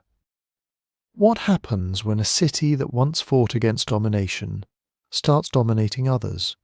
What happens when democracy, wealth, military success, and public pride begin reinforcing one another until nobody inside the city can recognize the danger? A distant prehistoric setting gave Plato room to ask those questions without writing a direct accusation against specific living politicians. He could place the drama 9,000 years before Solon, beyond ordinary memory, beyond the reach of anyone who could argue over the details. And that distance made the warning universal. Atlantis is Persia, perhaps, but it can also be Imperial Athens. It can be any wealthy state that confuses expansion with greatness. Ancient Athens is the Athens Plato wished had existed, but it can also be any society that puts the common good above conquest. That may be why the story has lasted. The island sinks, but the political question does not. Can a powerful society remain decent once it discovers it has the power to command others? And if it cannot, is destruction waiting at the end? Not because the gods are angry, but because corruption eventually makes a civilization too unstable to save? Still, political allegory does not explain every piece of the Atlantis puzzle. Plato's giant island, its sea power, its sudden destruction, and its relationship to the Greek world may have drawn on another memory entirely, a memory much closer to home across the Aegean, on an island shattered by fire, ash, and the sea. That shattered island was Thera, now called Santorini. Today it is one of the most beautiful places in the Aegean. White towns cling to the edge of enormous cliffs. Blue water fills a vast, almost circular bay. But that bay is not a normal harbour. It is the flooded heart of a volcano. And around 3,600 years ago, that volcano erupted with a force that changed the eastern Mediterranean. This is the Minoan hypothesis. The idea that Plato's Atlantis was not a literal empire beyond the Pillars of Heracles, but a distorted memory of Bronze Age Crete, the volcanic island of Thera, and a disaster so immense that its echo survived for more than 1,000 years. Picture the Aegean world around 1600 BC, long before classical Athens, long before Sparta, long before Homer's poems were written down. Crete was home to the Minoans, one of Europe's earliest complex civilizations. They built large palace centres at Knossos, Phaistos, Malea and Zakros. They produced fine pottery, elaborate frescoes, jewellery, engineered drainage systems, and records written in scripts we still cannot fully understand. Their ships moved through the Aegean, linking Crete with the Cycladic islands, mainland Greece, Anatolia, Cyprus, Egypt, and the Levant. This was a maritime civilization. Wealth came by sea. Trade moved by sea. Influence moved by sea. And north of Crete sat Thera. Before the eruption, Thera was a thriving island in its own right. At the settlement of Critias, archaeologists have uncovered streets, multi-story buildings, storage rooms, workshops, and stunning wall paintings. The people there had access to imported goods and participated in the wider Minoan trading world. This was no isolated fishing village at the edge of nowhere. It was part of a connected Bronze Age network, a world of ships, merchants, administrators, craftspeople, and coastal cities. Then the volcano woke up. The Thera eruption was one of the largest volcanic events in human history. Exactly when it happened is still debated. Radiocarbon evidence tends to point toward the late 17th century BC, perhaps around 1620 to 1600 BC. Some archaeological chronologies have preferred a somewhat later date. The argument matters to specialists because it affects the timeline of the whole Eastern Mediterranean. But on the larger point, there is no real doubt Thera exploded. Ash blasted high into the atmosphere. Pumice fell across islands and coastlines. Parts of the island collapsed into the sea. The central volcanic chamber emptied, and the land above it gave way, creating the huge caldera visible at Santorini today. And when an island collapses into the sea during a massive eruption, the danger does not stay on the island. It becomes a wave. Tsunamis likely struck nearby coasts, including northern Crete. Archaeologists have found possible evidence of tsunami deposits at several sites around the Aegean. Though the scale and local impact remain subjects of debate, some coastal settlements may have been smashed by waves carrying seawater, debris, pumice and broken buildings far inland. Harbours could have been wrecked, ships could have been destroyed, fields could have been damaged by salt water and ash. For a civilization dependent on maritime trade, even a partial disruption could have been devastating. Now you can see why Atlantis enters the conversation. Plato describes an island power with immense wealth, naval strength and influence across the sea. He describes catastrophe arriving suddenly, in a single terrible period of earthquakes and floods. Then the land disappears beneath the water. Thera was an island. The Minoan world was rich. It was deeply maritime. And Thera really was transformed by fire, earthquakes, collapse, and the sea. Those parallels are not trivial. They are exactly the kind of raw material from which stories are made. Imagine generations of Aegean sailors passing down fragments of memory. An island where prosperous people built remarkable houses. A sea power connected to Crete. A mountain that exploded. Darkness in the sky. Waves swallowing coasts. A piece of land collapsing into the water. Over centuries, details would blur. Separate events could merge. Thera's destruction, the weakening of Minoan power, later wars in Crete, and Greek stories of earthquakes and divine punishment could become one larger legend. But this is where we have to slow down. The Minoan hypothesis is attractive. It is not a complete solution. For one thing, Plato places Atlantis beyond the Pillars of Heracles, usually understood as the Strait of Gibraltar.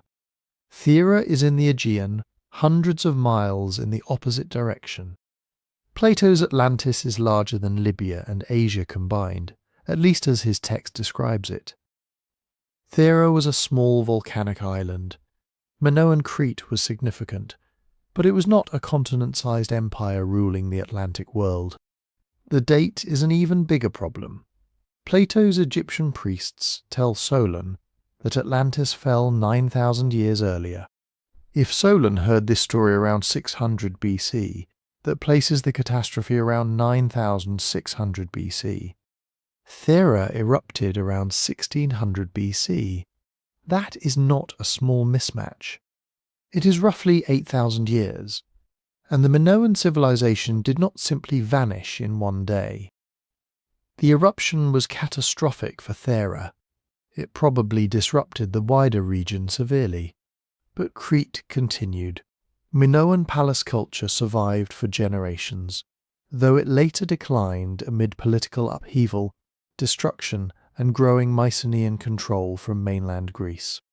The end was complicated. History rarely provides the clean single-day ending that myth prefers. There are other differences too. Plato's Atlanteans are an imperial military threat defeated by ancient Athens. We have no evidence that Minoan Crete launched the kind of massive invasion Plato describes. And the Athenians of 9600 BC are themselves impossible in archaeological terms.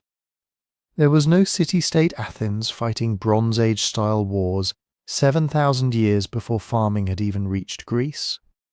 So Thera cannot simply be Atlantis with the name changed. But perhaps that asks the wrong question. Maybe Plato did not inherit a factual report and then copy it badly. Maybe he took a real disaster, or a family of old Aegean disaster stories, and used them as one ingredient in a philosophical invention. The volcanic destruction gave him the image, a flourishing island world broken by earthquake and flood.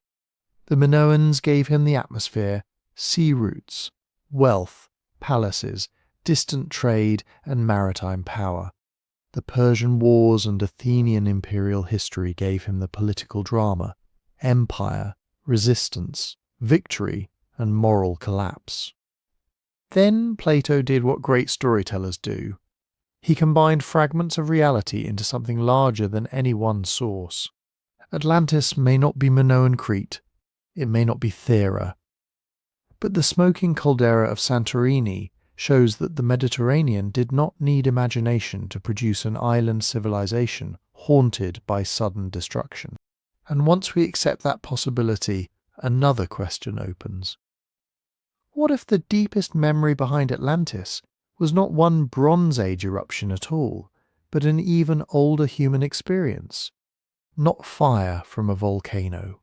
Water rising over the world people knew. Now we are getting close to Plato's number.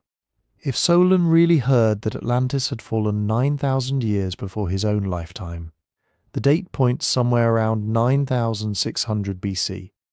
And that is not just some random point in the distant past. It is close to the end of the last ice age, when the planet was going through one of the most dramatic transformations humans had ever witnessed.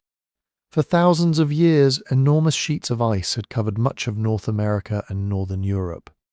So much water was locked up in glaciers that global sea level was far lower than it is today. At the height of the Ice Age, the oceans may have stood more than 120 meters below modern levels. That changes the map completely. Britain was not an island. You could walk across a vast lowland plain from what is now England into continental Europe. Southeast Asia was not a scatter of separate islands. Much of Indonesia, Malaysia and Western New Guinea formed a larger connected landmass called Sunderland. The Persian Gulf was largely dry land or a broad river valley. Coastlines sat far beyond the beaches we know today. And where did human beings prefer to live? Near water. Rivers, estuaries, marshes, lakes, sheltered bays, productive coastlines, places where fish, shellfish, birds, plants and game could be found in abundance. The very landscapes most attractive to prehistoric communities were also the landscapes most likely to disappear when the ice began to melt. Then the world warmed. Not smoothly, not gently. Climate shifted in pulses. Glaciers retreated. Ice sheets collapsed. Meltwater poured into the oceans. Over thousands of years, shorelines moved inland, swallowing valleys, plains, river mouths, campsites, hunting grounds, and perhaps entire cultural landscapes. For the people living through it, this would not have felt like a graph showing a slow rise in global sea level. It would have felt local. The familiar beach moves farther inland. A salt marsh floods more often. Fresh water turns brackish. A fishing ground vanishes. Storm tides reach places they never reached before. A river valley that had supported families for generations becomes an estuary, then an inlet, then open sea. And sometimes the change may have arrived with terrifying speed. Scientists have identified periods of particularly rapid sea level rise during the Great Deglaciation. One of the largest, known as Meltwater Pulse 1A, occurred much earlier than Plato's date, around 14,600 years ago. But sea levels continued rising rapidly in some regions for millennia afterward. The exact local experience depended on the coastline, the tides, land subsidence, storms, and whether an ice sheet was collapsing nearby. So there was no single worldwide flood on one single day. But there were countless drowning worlds. Take Doggerland. Today, the North Sea separates Britain from Denmark, the Netherlands, Germany and Norway. During the Ice Age and early post-Ice Age, much of that seafloor was dry land. Doggerland was a real landscape of rivers, lakes, wetlands, forests and grasslands. People hunted there. Animals moved through it. It connected populations that we now imagine as separated by water. Then the sea came in, not all at once, not in one cinematic wall of water, but across generations the land shrank, low areas flooded.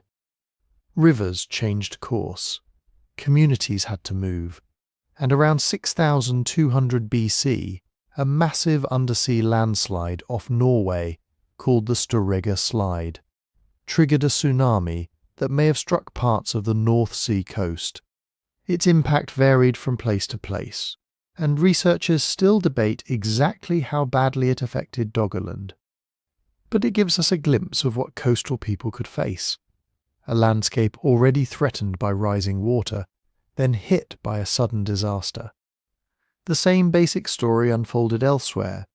Across Sunderland, rising seas separated islands from the Asian mainland and drowned enormous areas of lowland. In the eastern Mediterranean sites such as Atlantis, off the coast of modern Israel, now lie beneath the sea.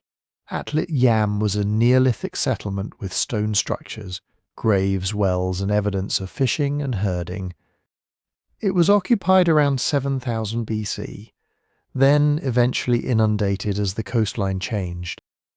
Off Britain's coast, archaeologists have found submerged forests and traces of Mesolithic activity.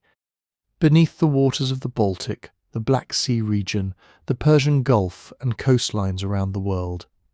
There may be sites we have never found, simply because searching drowned landscapes is difficult and expensive. This matters because archaeology is biased toward what survived on dry land. We know prehistory from caves, hilltops, desert sites, and inland settlements, partly because those places remain accessible. But the coasts where many people lived are underwater. The sea did not just erase villages, it erased evidence. Now imagine what that does to memory. A community retreats from a flooding coast. Grandparents tell children about the old hunting ground beneath the waves. Children grow up hearing that the sea once stood farther out, that their ancestors lived where boats now pass, that a great flood took homes and fields away. Could stories like that survive for centuries? Possibly. Indigenous traditions in several parts of the world may preserve memories of ancient coastline change, though proving the exact age of any oral tradition is extremely difficult. Stories change. They absorb later floods, storms, migrations, wars, and religious meaning. A real event can become a myth without becoming false in every detail. That is the crucial distinction. The end of the Ice Age gives us a real world of rising seas, displaced populations, flooded plains, and disasters powerful enough to shape collective memory. But it does not give us evidence for Plato's Atlantis. We have no archaeological trace of a vast island empire beyond Gibraltar, no Atlantean capital beneath the Atlantic, no evidence of a superpower that conquered Mediterranean lands around 9600 BC. At that time, humans were still living as hunter-gatherers in most of Europe and North Africa. Farming was only beginning in parts of the Near East. Plato's palaces, fleets, armies, and ancient Athenian state do not fit that archaeological world. Still, the number 9000 keeps pulling us back, because 9600 BC sits near a genuine threshold in human history. The Ice Age was ending, coastlines were changing, old landscapes were disappearing. In some regions, people may have watched the sea claim land their ancestors had known for thousands of years. Maybe the Egyptian date was misunderstood. Maybe Plato invented it. Maybe it was symbolic, but if any part of the story reached back toward the deep past, this is the kind of past it would touch. Not an advanced lost empire, a world being drowned. And once that possibility enters the story, the Atlantic itself becomes impossible to ignore. And this is where the argument becomes almost irresistible. Plato says Atlantis lay beyond the Pillars of Heracles. To a Greek reader, the Pillars of Heracles usually meant the narrow gateway between the Mediterranean and the Atlantic Ocean, the strait we now call Gibraltar. One pillar on the European side, near the Rock of Gibraltar. The other on the African side, probably associated with mountains near modern Morocco. Beyond those pillars was not the familiar world of Greek islands, Egyptian ports, and Phoenician trading routes. Beyond them was ocean, the Atlantic. So maybe Plato meant exactly what he said. Maybe Atlantis was not in the Aegean, not on Crete. Not near Santorini, not hidden somewhere in the eastern Mediterranean under layers of volcanic ash and Bronze Age ruins.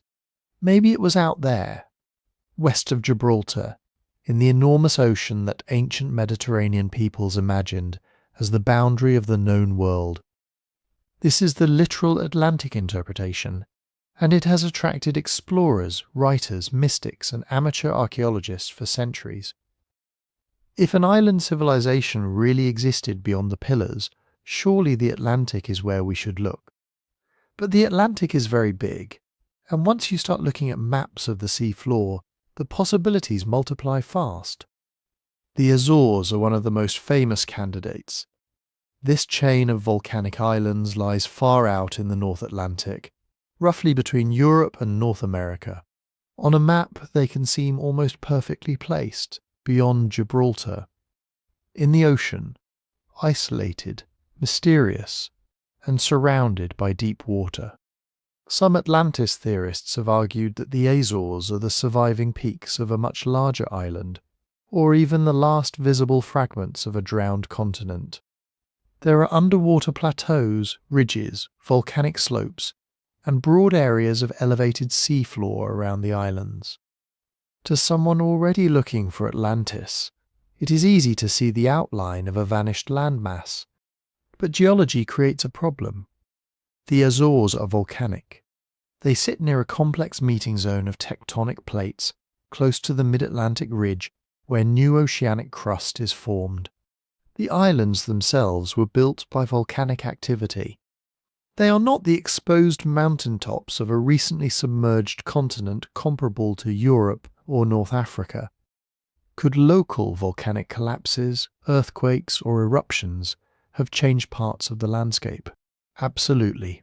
Islands can grow, coasts can collapse. Entire volcanic flanks can slide into the sea.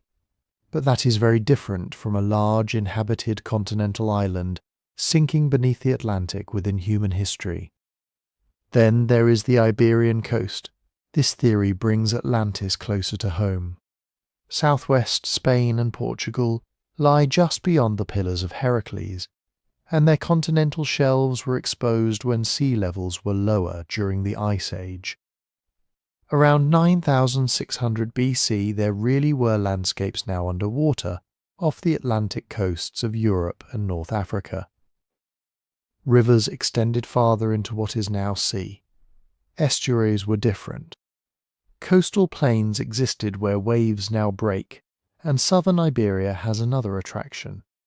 It was home to the later culture known as Tartessos, a wealthy and mysterious Iron Age society that flourished in the southwest of the peninsula. Ancient writers described Tartessos as rich in metals and trade. Its cities and river channels became difficult to locate. Some people have wondered whether memories of Tartessos, mixed with stories of floods and distant western lands, helped inspire Plato. That is possible as an influence. But Tartessos existed thousands of years after Plato's supposed date for Atlantis. It cannot explain a civilization destroyed around 9600 BC, and no evidence has emerged for Plato's vast island empire beneath the waters off Spain. The Canary Islands are another favourite. They are west of Africa, beyond Gibraltar, volcanic, dramatic, and surrounded by deep ocean. Ancient sailors knew of islands in the far west. Later writers imagined blessed islands, islands of the dead, islands at the edge of the world. The Canaries fit the emotional geography of Atlantis almost perfectly. But again, the geology is unforgiving. The Canaries are volcanic oceanic islands.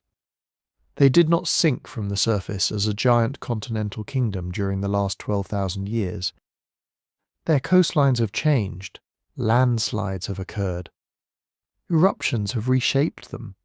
Yet there is no geological evidence that a large island the size Plato describes disappeared there, in the time frame his story requires. And then we come to the most dramatic claim of all. The lost continent in the middle of the Atlantic? This idea usually depends on the mid-Atlantic ridge, the vast underwater mountain chain running down the centre of the ocean. Look at a bathymetric map, and it can appear almost like the spine of a drowned world.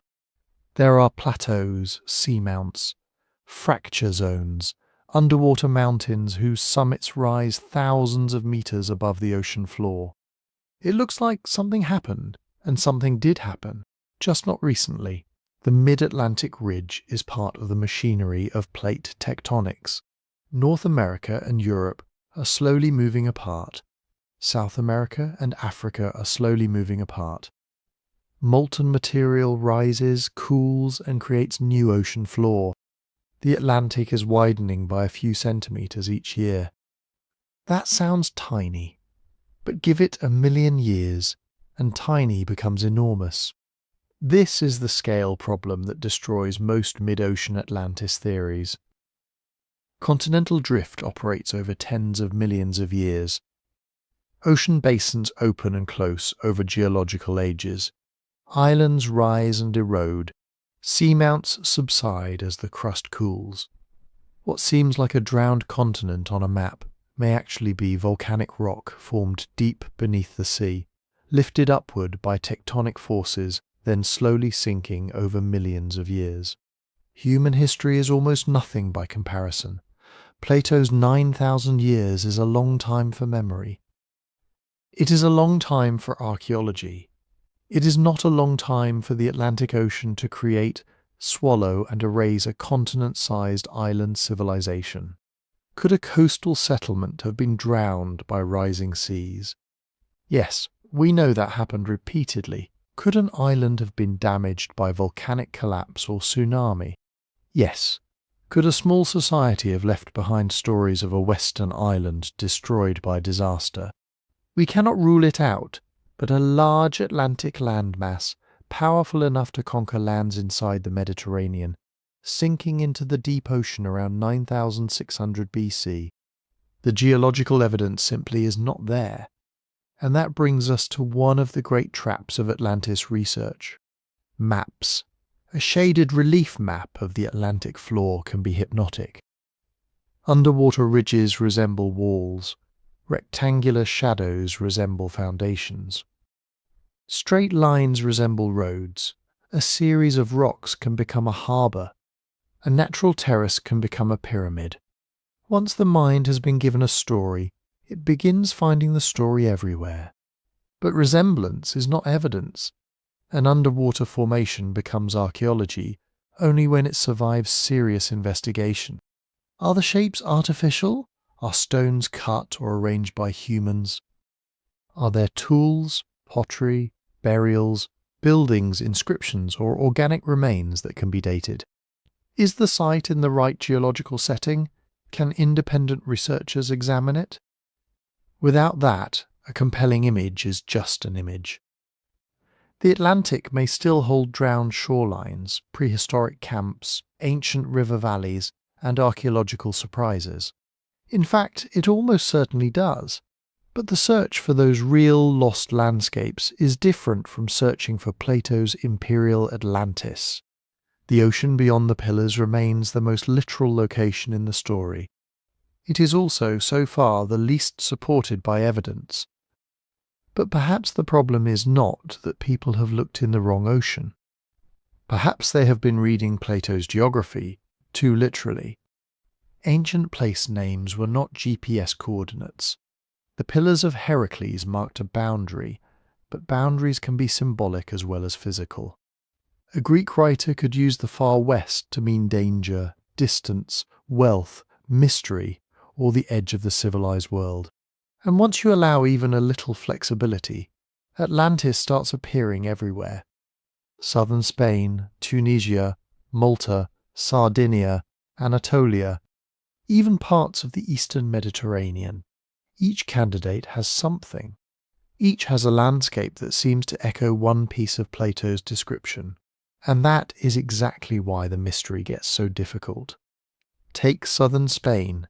The region around the Guadalquivir River has long attracted Atlantis hunters because it contains the ancient marshlands of Doyana. Today it is a vast, low-lying wetland near the Atlantic coast. but coastlines here have changed dramatically over thousands of years. Rivers shift, sandbars form and collapse, sea levels rise, lagoons become marshes, marshes become dry land, then flood again. If you're looking for a vanished city, this landscape is almost designed to tempt you. Satellite images show circular and rectangular shapes beneath the sediments. Some researchers have proposed that these might be traces of ancient structures, perhaps even the rings of Plato's Atlantis. Others see natural formations, old channels, agricultural patterns, or the remains of much later settlements. The real historical attraction is Tartessos. Tartessos was a wealthy culture of southwestern Iberia, known to Greek and Roman writers as a land of rivers, metals, trade, and extraordinary western riches. It flourished during the first millennium BC, interacting with Phoenician traders and drawing wealth from silver, copper, and other resources in the region. That sounds promising. Plato's Atlantis was rich in metals. It commanded trade routes. It lay in the west. It was associated with a large coastal plain and navigable waterways. Tartessos was also elusive. Ancient texts describe it, but its political centre has never been identified with complete certainty. A rich civilization located near shifting marshlands, whose name seems to fade from history. You can see why the connection has such staying power. But there is a huge problem. Tartessos is not 9,000 years older than Solon. It belongs to the Iron Age, not the end of the Ice Age. Its society was complex and prosperous, but nothing like the continent-spanning empire Plato describes. And while coastal change may have buried or altered important sites, no excavation has uncovered the circular capital.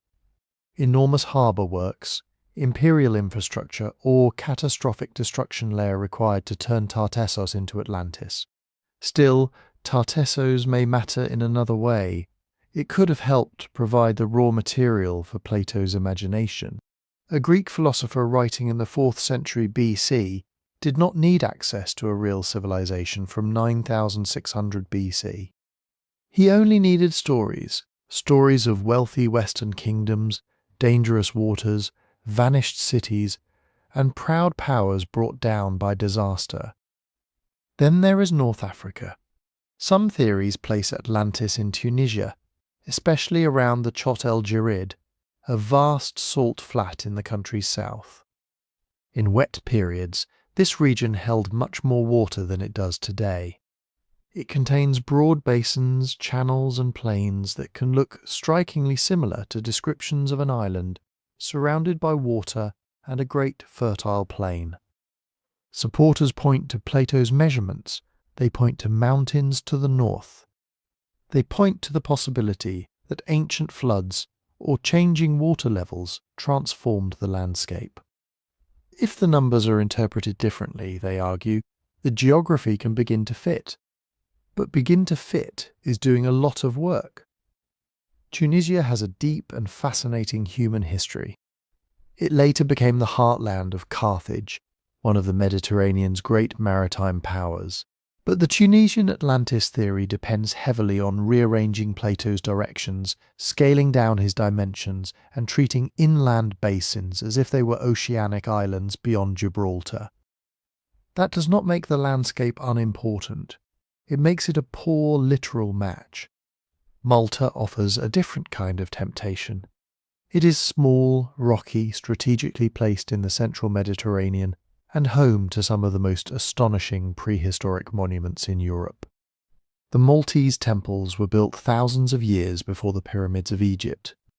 They prove that ancient island societies could organize labour, move huge stones, and create ceremonial architecture of remarkable sophistication. And Malta has experienced real environmental change. Some archaeological sites lie near modern shorelines. Others may now be underwater. The islands were connected to a larger landscape when sea levels were lower. Then the seas rose, shrinking the available land and transforming the world around them. That sounds like the beginning of an Atlantis story. But Malta is far too small for Plato's empire, and its known temple culture does not resemble the militarized naval superpower described in Critias and Timaeus. Its real importance may be more profound than any Atlantis claim. Malta shows that prehistory was not empty. Long before classical Greece, Mediterranean communities were already building, trading, navigating, and creating monuments that still challenge us today. Sardinia has its own claim. The island is large, mountainous, rich in minerals, and filled with thousands of nuraghi, the mysterious stone towers built by the Nuragic civilization during the Bronze Age. It had seafaring connections across the Mediterranean. It possessed metals. It had fortified sites, complex communities, and a strategic location between Italy, North Africa, Spain, and the Eastern Mediterranean. For some writers, Sardinia looks like a more realistic Atlantis. Not a drowned continent, but a powerful island culture later remembered through distorted stories.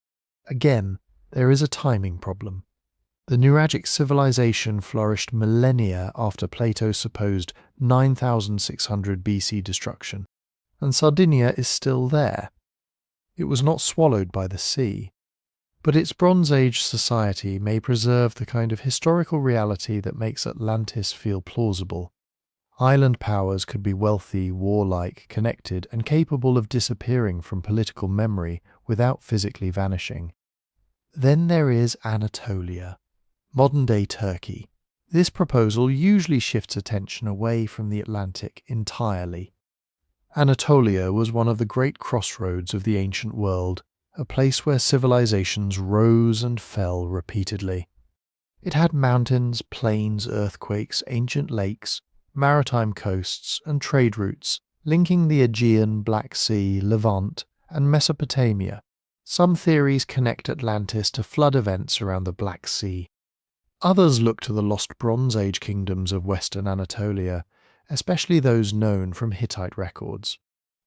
A powerful place called Wilusa may even be connected to later Troy. There were real cities here whose names survived in fragments, whose ruins lay buried for centuries, and whose destruction became legend. But that is the danger. The Mediterranean world is so full of real catastrophes that almost any Atlantis detail can find a home somewhere. A flood in one place, a volcano in another, a circular harbour somewhere else, rich metals in Spain, monumental stonework in Malta, seafaring kingdoms in Sardinia, earthquakes in Anatolia, marshlands in Tunisia.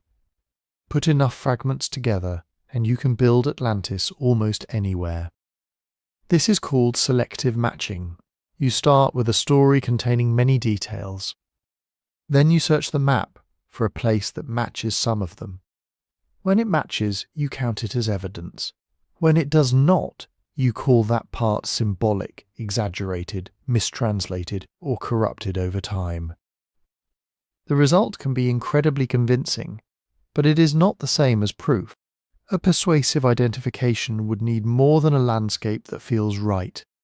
It would need a real archaeological site, structures securely dated to the relevant period, evidence of a large and organized society, clear signs of maritime capability and long-distance influence, a destruction event that fits the proposed story, and most importantly, independent researchers who can examine the evidence, challenge the claims, and still reach similar conclusions. You would want pottery, tools, buildings, burials, food remains, trade goods, inscriptions if they existed, and dates obtained through methods that do not depend on wishing the site to be Atlantis.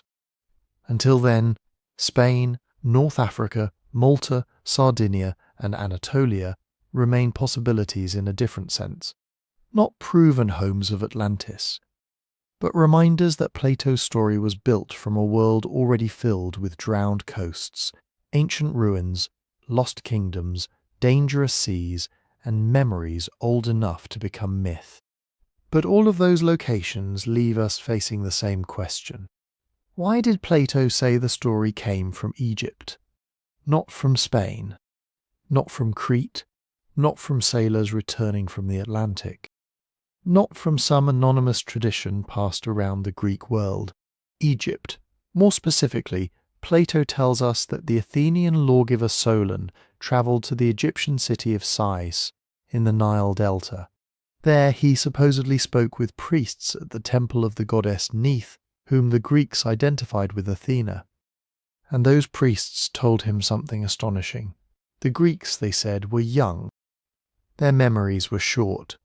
Egypt, by contrast, had preserved records, reaching back into a past almost beyond imagination. This was not a random choice. To a Greek audience, Egypt was ancient in a way Greece was not. Greek cities had old temples, old heroes, old royal families. But Egypt had pyramids. It had colossal statues staring across the desert. It had temples that seemed older than history itself. It had hieroglyphs covering walls, tombs, coffins, obelisks, and papyrus scrolls. To Greek visitors, Egyptian civilization could look like a living archive, a kingdom that had been writing things down while everyone else was still trying to remember them. And Egypt really did possess an extraordinary historical culture. Egyptian scribes recorded kings, taxes, land grants, temple rituals, military campaigns, foreign delegations, harvests, and religious ceremonies. They maintained king lists that stretched back through dynasties. They copied old texts long after the people who first wrote them were gone. A temple was not just a religious building. It could be an institution of land, wealth, learning, and memory. If you wanted your audience to believe that a forgotten story had survived from the deep past, Egypt was the strongest authority you could invoke. Picture what Plato is doing. He is not asking his Greek readers to trust a rumour from a dockside tavern. He is giving them Solon, one of Athens' most respected lawgivers. Then he sends Solon to Egypt, the oldest civilization the Greeks knew. Then he places the account in the hands of priests, men whose entire social role involved guarding sacred knowledge and preserving tradition. It is a chain of authority. Solon heard it from the priests. The priests read it from records. The records had survived disasters that destroyed the memories of other peoples. And Plato, through Critias, receives the story from Solon's family tradition. Every link makes the tale sound more ancient, more serious, more difficult to dismiss. But sounding authoritative is not the same as being independently confirmed.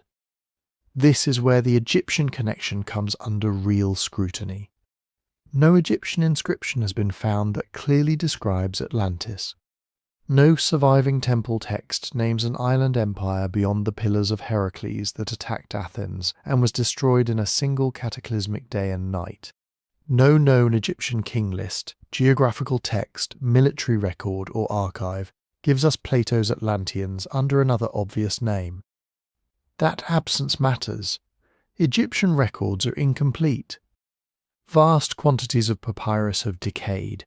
Temples were destroyed, rebuilt, looted, and reused for stone.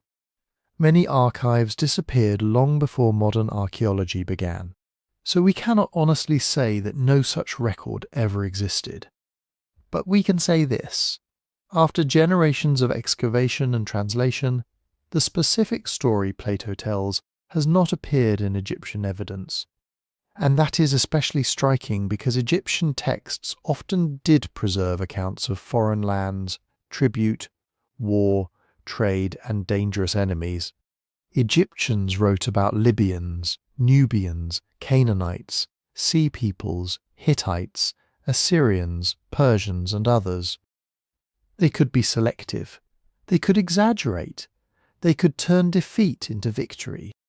But they named the peoples who mattered to them. An empire as vast and threatening as Atlantis should, you might think, have left some kind of trace. There is another complication.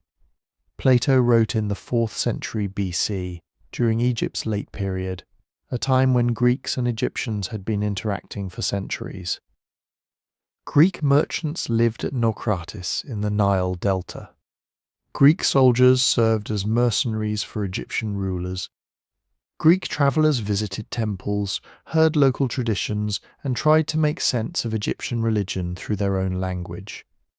So it is entirely possible that Greek thinkers encountered genuine Egyptian stories about ancient floods, destroyed peoples, old dynasties, or cycles of catastrophe. But that does not mean they received Plato's Atlantis story exactly as we have it. Solon's visit to Egypt is plausible in a general sense. Greek elites did travel there. Later writers also associated Solon with Egyptian wisdom. But there is no contemporary Egyptian document saying, Solon came to Sais, and we told him about Atlantis. The meeting rests on Plato's account. And Plato was not a neutral historian. He was a philosopher constructing a warning about power, greed, political decay, and the fragility of civilization. Egypt may have been his source. It may also have been his strongest literary witness. That distinction changes everything. Perhaps Egyptian priests preserved a real memory that Greece had forgotten. Perhaps Greek visitors heard fragments of Egyptian historical tradition and transformed them over generations. Or perhaps Plato chose Egypt because, to his audience, Egypt was the one place ancient enough to make an impossible story feel possible. The priests may be telling history. They may be telling myth. Or Plato may be using their authority to make his own warning impossible to ignore. And then Plato does something strange. He stops. Not at the beginning of the war. Not during the battle between ancient Athens and Atlantis. Not as the island sinks beneath the sea. He stops at the moment when judgment is about to fall. The dialogue called Critias is our fullest surviving account of Atlantis. Timaeus gives the outline. An island empire beyond the Pillars of Heracles rises to immense power. It conquers lands across the Mediterranean. Ancient Athens resists it. Then earthquakes and floods strike, and in a single terrible day and night, both the Athenian army and Atlantis disappear. But Critias slows the story down. It walks us through Atlantis almost room by room. Its vast central plain, its rings of land and water, its bridges, canals, shipyards, temples, palaces, racecourses, barracks, and harbours crowded with vessels. It describes a kingdom so wealthy that even the details become overwhelming. Gold, silver, ivory, exotic animals, gardens, hot springs, cold springs, a city built on a scale that seems designed to make every Greek city look small. Then Plato turns the story, because Atlantis is not destroyed simply because it is powerful. It is destroyed because it changes at first. Critias says, the Atlanteans are noble. They still carry a strong share of their divine inheritance. Their founding ancestor was Poseidon, god of the sea, and for generations his descendants rule with moderation. They value virtue over luxury. They can possess immense wealth without becoming possessed by it. But generation after generation, that divine portion becomes diluted.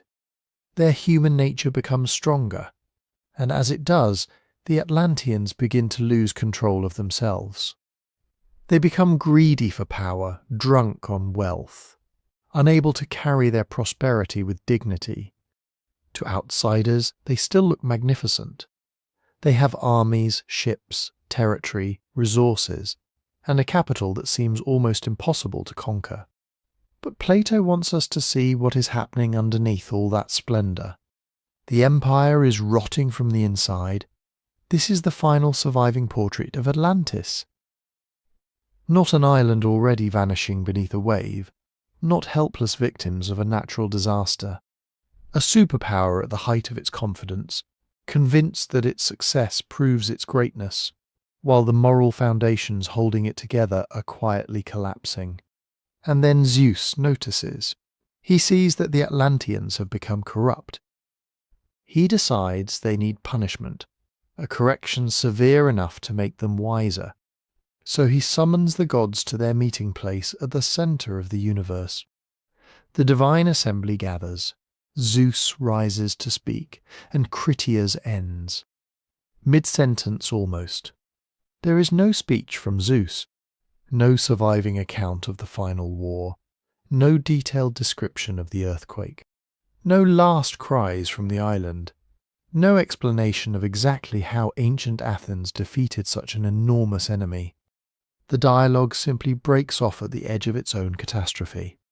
For more than 2,000 years, readers have been staring into that gap. Why did Plato leave it unfinished? The simplest explanation is also the most likely. He may have died before completing it. Plato lived into his 80s, and Critias appears to be an unfinished work from late in his life. There may even have been a third dialogue planned, called Hermocrates, named after another speaker in the story. If so, Plato may have imagined a larger sequence, Timaeus setting up the cosmic and historical frame, Critias telling the rise and corruption of Atlantis, and Hermocrates carrying the conflict toward its conclusion. But no Hermocrates survives. If Plato wrote any of it, it is lost. Other theories are possible, but much harder to prove. Some scholars have wondered whether Plato abandoned the project because the story became too difficult to manage. Atlantis is supposed to be both a grand historical narrative and a philosophical allegory. It has to make Athens heroic without making the message too simple. It has to show divine justice without turning Zeus into a convenient plot device. Maybe Plato never found a conclusion he liked. And then there is the most tempting theory of all. Maybe the incompleteness was deliberate. Maybe Plato wanted to leave the audience waiting at the moment of judgment. Maybe the missing speech of Zeus forces us to provide it ourselves. What sentence would the gods pass on a civilization that had everything and still wanted more? What does a society deserve when wealth becomes arrogance, military strength becomes expansion, and political power loses all restraint? We cannot know if that was Plato's intention. The manuscript ends abruptly enough that an unfinished draft remains the safer conclusion. But whatever the reason, the missing ending became one of Atlantis' greatest strengths. If Plato had described every detail of the final destruction, later generations would have been more limited. Atlantis would belong to one fixed version of the story. Instead, there is an empty space at the centre of the myth. A catastrophe can fill it, a volcanic eruption, a tsunami, an earthquake, rising seas, a war, a divine punishment, a revolution, environmental collapse, a civilization destroying itself through the very power that made it rich. Every age can put its own fear into the missing final pages. And that is why Atlantis never stayed in the 4th century BC. Plato left the island poised at the edge of destruction, with Zeus about to speak and the sea about to rise. The dialogue ended, but the story became impossible to finish. And once the story escaped Plato's unfinished dialogue, it began changing. Not all at once, not in some dramatic moment when people decided Atlantis was real. For centuries, it remained what it had always been. A strange story embedded in two philosophical works, Timaeus and Critias. Ancient readers knew it. Some took it seriously. Some probably treated it as an invention, designed to make a moral and political argument. But there was no ancient industry devoted to locating the island. No fleets crossing the Atlantic with copies of Plato in their hands. No archaeologists digging for crystal palaces or machines beneath the sea. The ancient evidence is surprisingly small. Outside Plato, there are references to Atlantis, discussions of Plato's claim, and later writers who repeat parts of the story. But none of them gives us an independent Egyptian document confirming Solon's conversation. None provides a separate account of an Atlantic empire. None fills in the missing end of Critias. The whole foundation remains two dialogues written by Plato, probably in the early 4th century BC, presented as a tale Solon heard from Egyptian priests more than 2 centuries earlier. That is remarkable, but it is also limited. Then the Renaissance changed the conditions completely. As Greek texts returned to Western Europe and scholars translated Plato into Latin and later into European languages, Atlantis became available to a much larger audience. This was an age of rediscovery. Ancient books were being copied, compared, argued over. At the same time, European sailors were crossing oceans that had once seemed almost unreachable. Columbus reached the Americas. New coastlines appeared on maps. Entire continents entered European imagination with the force of a revelation. And suddenly Plato's island beyond the Pillars of Heracles did not feel like a purely philosophical setting anymore. Could Atlantis have been America? Could the peoples encountered across the Atlantic be descendants of Plato's lost civilization? Could strange ruins, unfamiliar cultures, and the sheer scale of the New World preserve traces of a forgotten empire? These ideas were never supported by solid evidence. But they were powerful because they connected two enormous mysteries. Plato had described a land beyond Gibraltar. Europe had found vast lands beyond the ocean. The fit was emotionally satisfying even when the details did not fit very well at all. Over time, Atlantis became less like Plato's story and more like an empty container. People put their own civilizations into it. By the 19th century, this process accelerated. Writers such as Ignatius Donnelly argued that Atlantis had been a real lost continent in the Atlantic and the source of civilizations on both sides of the ocean. Egypt, the Maya, the Aztecs, ancient Greece, even early European cultures were all placed downstream from one vanished mother civilization. Similar pyramids, myths of floods, shared symbols and broad similarities in human architecture were treated as clues to a single global origin. But human beings do not need one lost empire to explain every similarity. Pyramids are stable structures. Flood stories emerge in societies that live beside dangerous rivers and coasts. People in different places can develop agriculture, cities, monuments, and complex religions without receiving instruction from survivors of a sunken island. Archaeology has shown again and again that ancient cultures had their own deep histories. They were not unfinished copies of Atlantis waiting for someone to explain them. Still, the idea was hard to kill, because Atlantis offered something history often does not: a single dramatic answer. Instead of thousands of years of separate human experiments, migrations, failures, inventions, trade networks, and local adaptations, Atlantis promised a cleaner story. Once there was a perfect civilization, then it fell. Everything afterward was a fragment of what had been lost. Occult movements added another layer. In the late 19th and early 20th centuries, theosophical writers transformed Atlantis into something Plato would barely recognize. The Atlanteans became spiritually advanced beings. Some accounts gave them psychic powers, strange races, secret wisdom, and technologies beyond modern science. Later writers added flying machines, energy crystals, genetic engineering, and weapons capable of destroying continents. None of that is in Plato. Plato describes temples, canals, harbours, warships, armies, royal laws, irrigation, metallurgy, and enormous wealth. He describes an impressive Bronze Age or Iron Age-looking world, magnified to impossible scale.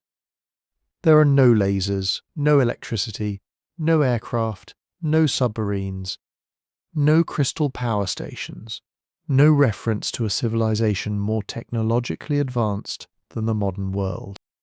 But modern people often expect a lost civilization to be technologically superior. That expectation changes how they read the text.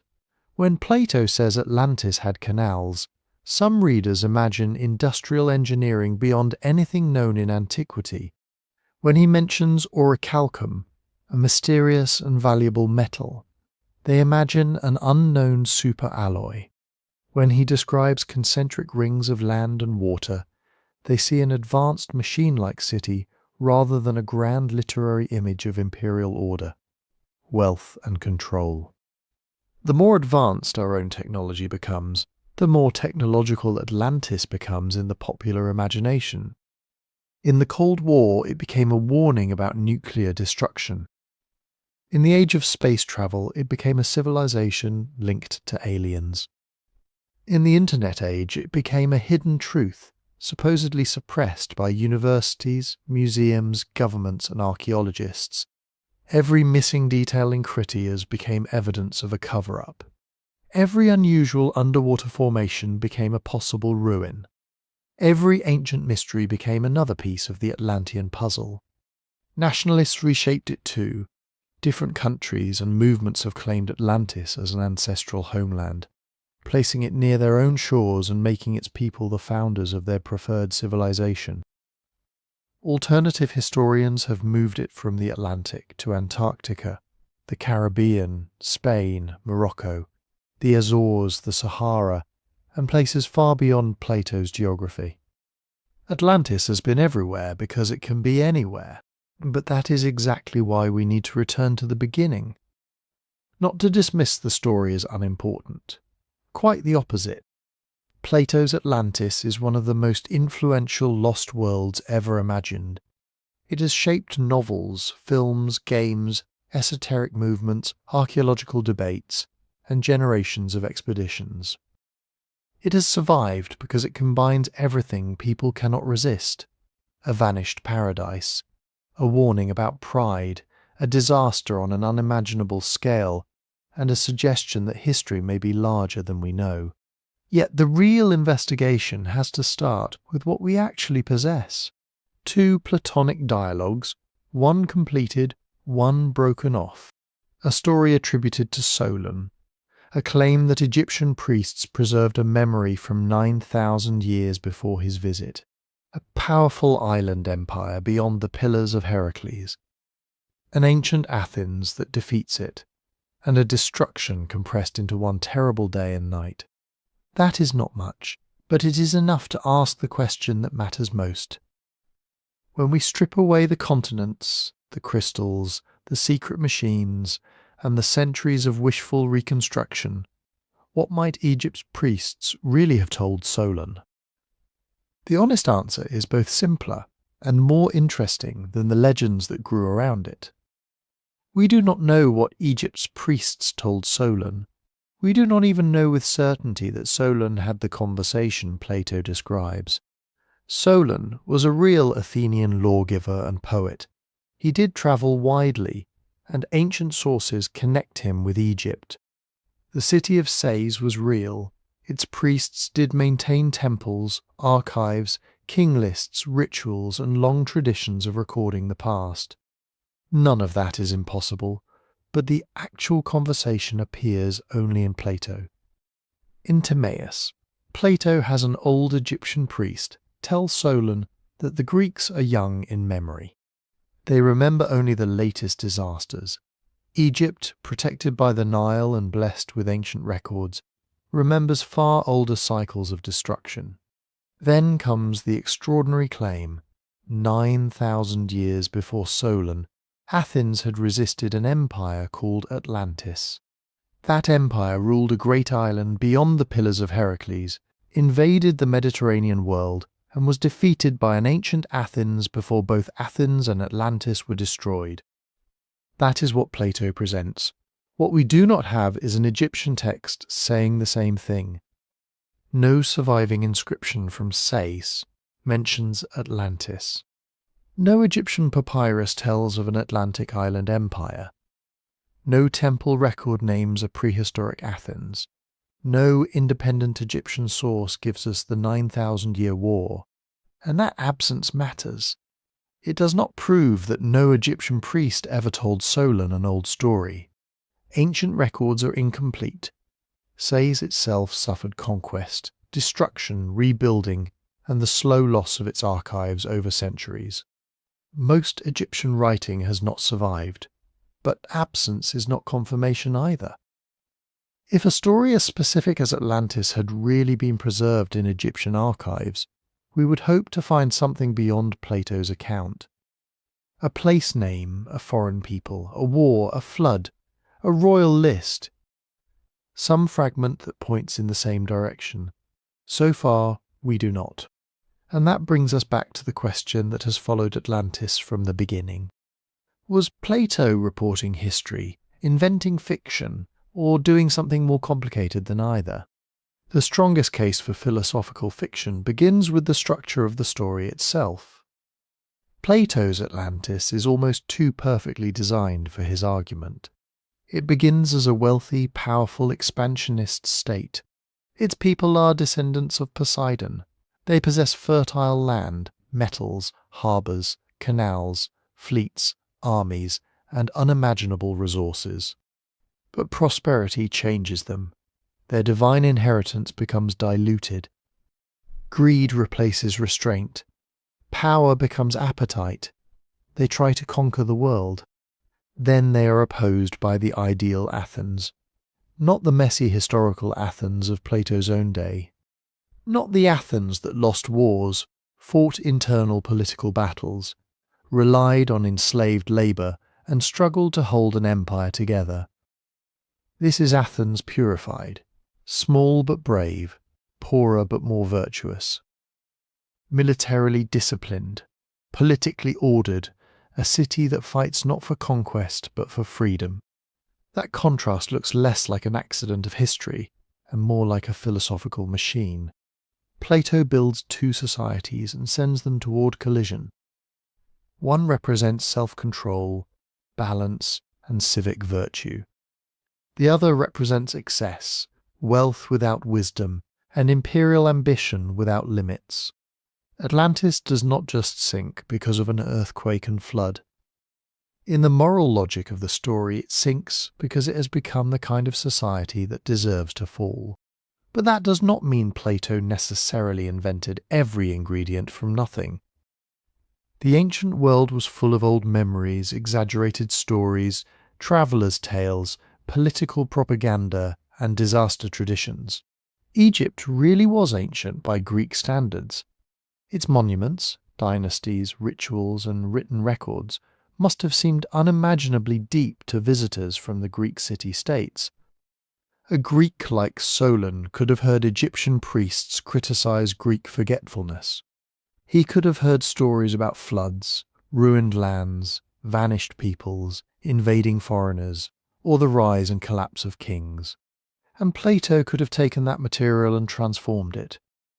Think of it like this. A historian gathers stones from an old ruined city. A philosopher gathers those same stones and builds a temple. The stones may be real. The temple is new. Perhaps there was a real Egyptian tradition behind the claim that civilizations had been destroyed by recurring disasters. Perhaps there were memories of the great floods that shaped the Nile world, or stories of lowlands swallowed by rising seas after the last ice age. Perhaps accounts of foreign sea powers, including Minoan Crete or later empires, drifted into the story. Perhaps the number 9,000 was distorted through translation, symbolism, or the enormous Egyptian units of time that impressed Greek visitors. Those possibilities are not proof, but they explain why Atlantis feels more substantial than a simple fairy tale. Plato was writing in a world where real cities did fall. Real islands were damaged by eruptions. Real coastlines changed. Real empires crossed seas, demanded tribute, and discovered that wealth could make them reckless.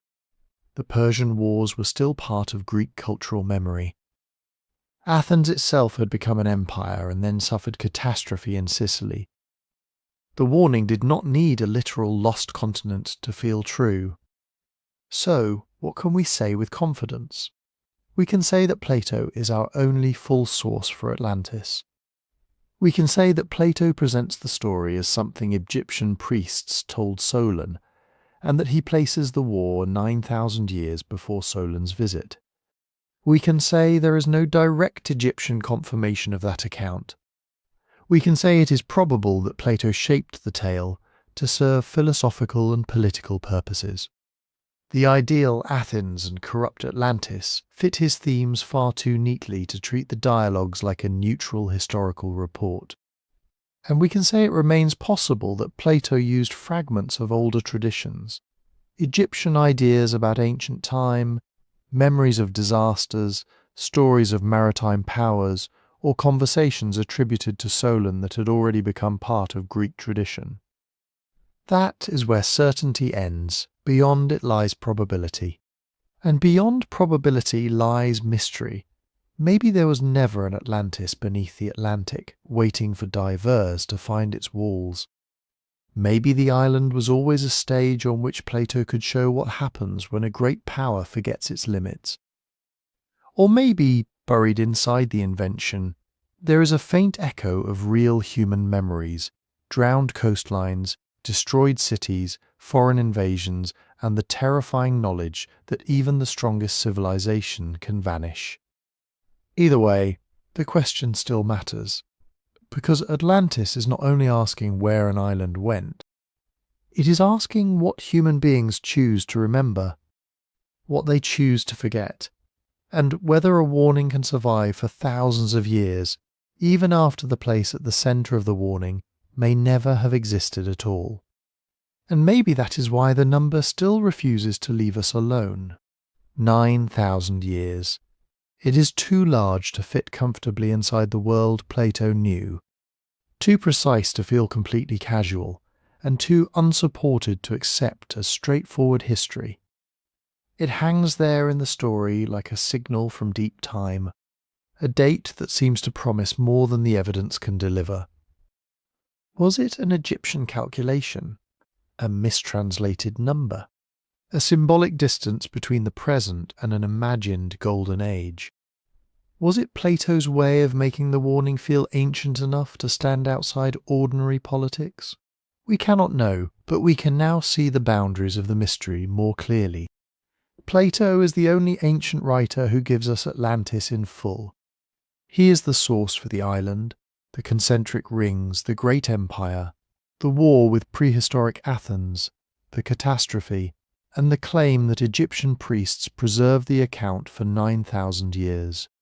Later writers knew of Atlantis because Plato wrote about it.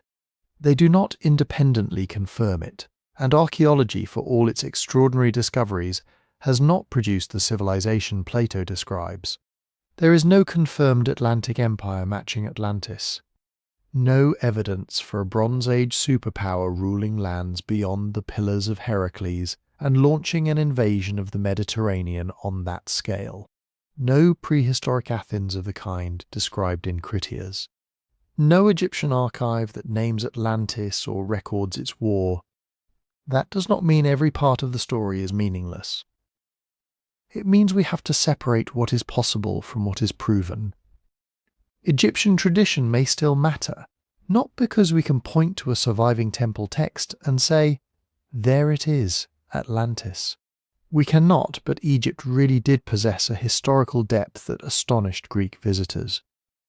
Its priests preserved king lists, religious traditions, ceremonial knowledge, and memories reaching far beyond the timelines of most Greek city-states. They lived beside a river whose floods shaped every generation. They knew that the world could be ordered, fertile, and stable for centuries, then suddenly become dangerous. And ancient people everywhere remembered disaster. They remembered floods, failed harvests, earthquakes, tsunamis, fires from the sky, cities swallowed by war, coastlines changing so slowly that one generation barely noticed, then so completely that their grandchildren could no longer recognize the world their ancestors had known. After the last ice age, sea levels rose by more than 100 meters. Vast lowlands disappeared beneath the sea. Places where people had hunted, camped, buried their dead, and told stories became seabed. No one needed a continent-sized Atlantis for that to be traumatic. For coastal communities, losing a homeland to water was real. It happened again and again across thousands of years. And stories can travel a long way. A memory of a drowned shore can become a tale of a sunken city. A tale of a sunken city can become a kingdom. A kingdom can become an empire. An empire can become a moral warning about pride, greed, and the moment when power begins believing it is invincible. That is how human memory works. Not like a library, where every page stays in its proper place. More like a river carrying fragments downstream.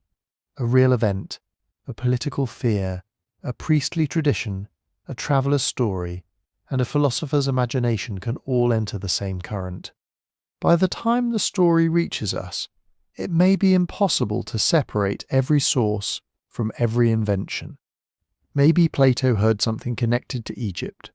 Maybe Solon really did return from Sais with stories about ancient catastrophes and forgotten peoples. Maybe the destruction of Thera, the memory of Minoan power, tales of Phoenician voyages, Persian expansion, and Athens' own imperial ambitions all contributed pieces to the final shape. Or maybe Plato created almost all of it himself. But even then, he created it from materials his audience recognized. They knew powerful states could become arrogant. They knew fleets could be destroyed. They knew earthquakes could level cities in minutes. They knew the sea was not a boundary protecting civilization. It was a road for trade, invasion, piracy, wealth, and death. That is why Atlantis has outlived every attempt to pin it to a map. If it were only a question of geography, the story might have faded long ago. If it were only a lost island, it would be one more ancient curiosity. But Atlantis is something more unsettling than that. It is a mirror. Every great civilization sees itself in Atlantis eventually. Every empire imagines that its wealth, technology, armies, and monuments make it permanent. Every generation believes it has become too advanced to fail in the old ways. Then history reminds it that strength can become weakness. Abundance can become complacency. Ambition can become blindness. Plato's island sinks in a single terrible day and night. Real civilizations usually decline more slowly. A bad decision. A war, a drought, debt, division, leaders who cannot adapt. Citizens who stop believing they owe anything to one another. The disaster is not always one giant wave. Sometimes it is thousands of small cracks spreading through the foundation until the structure can no longer hold. And that may be the true 9,000-year warning. Not that an island beyond the pillars is waiting to be found, but that no civilization, however rich or powerful, is beyond consequence. That memory is fragile, that landscapes change, that the stories we dismiss as myths can still carry fears our ancestors understood perfectly. Atlantis may never be excavated because Atlantis may not have existed as Plato described it. But the question Plato built into the story is still here. What happens when a society gains everything it wanted, then forgets what kept it alive in the first place? Maybe that is why we keep searching. If you have your own interpretation of Atlantis, tell us in the comments. Do you think Plato invented it as a warning? Do you think he preserved a distorted memory of real disasters? Or do you think there is still something out there waiting to be discovered? And let us know where you are listening from. It is always incredible to see how far these old stories travel. If you enjoyed this journey, please like, comment, and subscribe. And if you want to support the channel in the best possible way, listen on Spotify through the link in the description.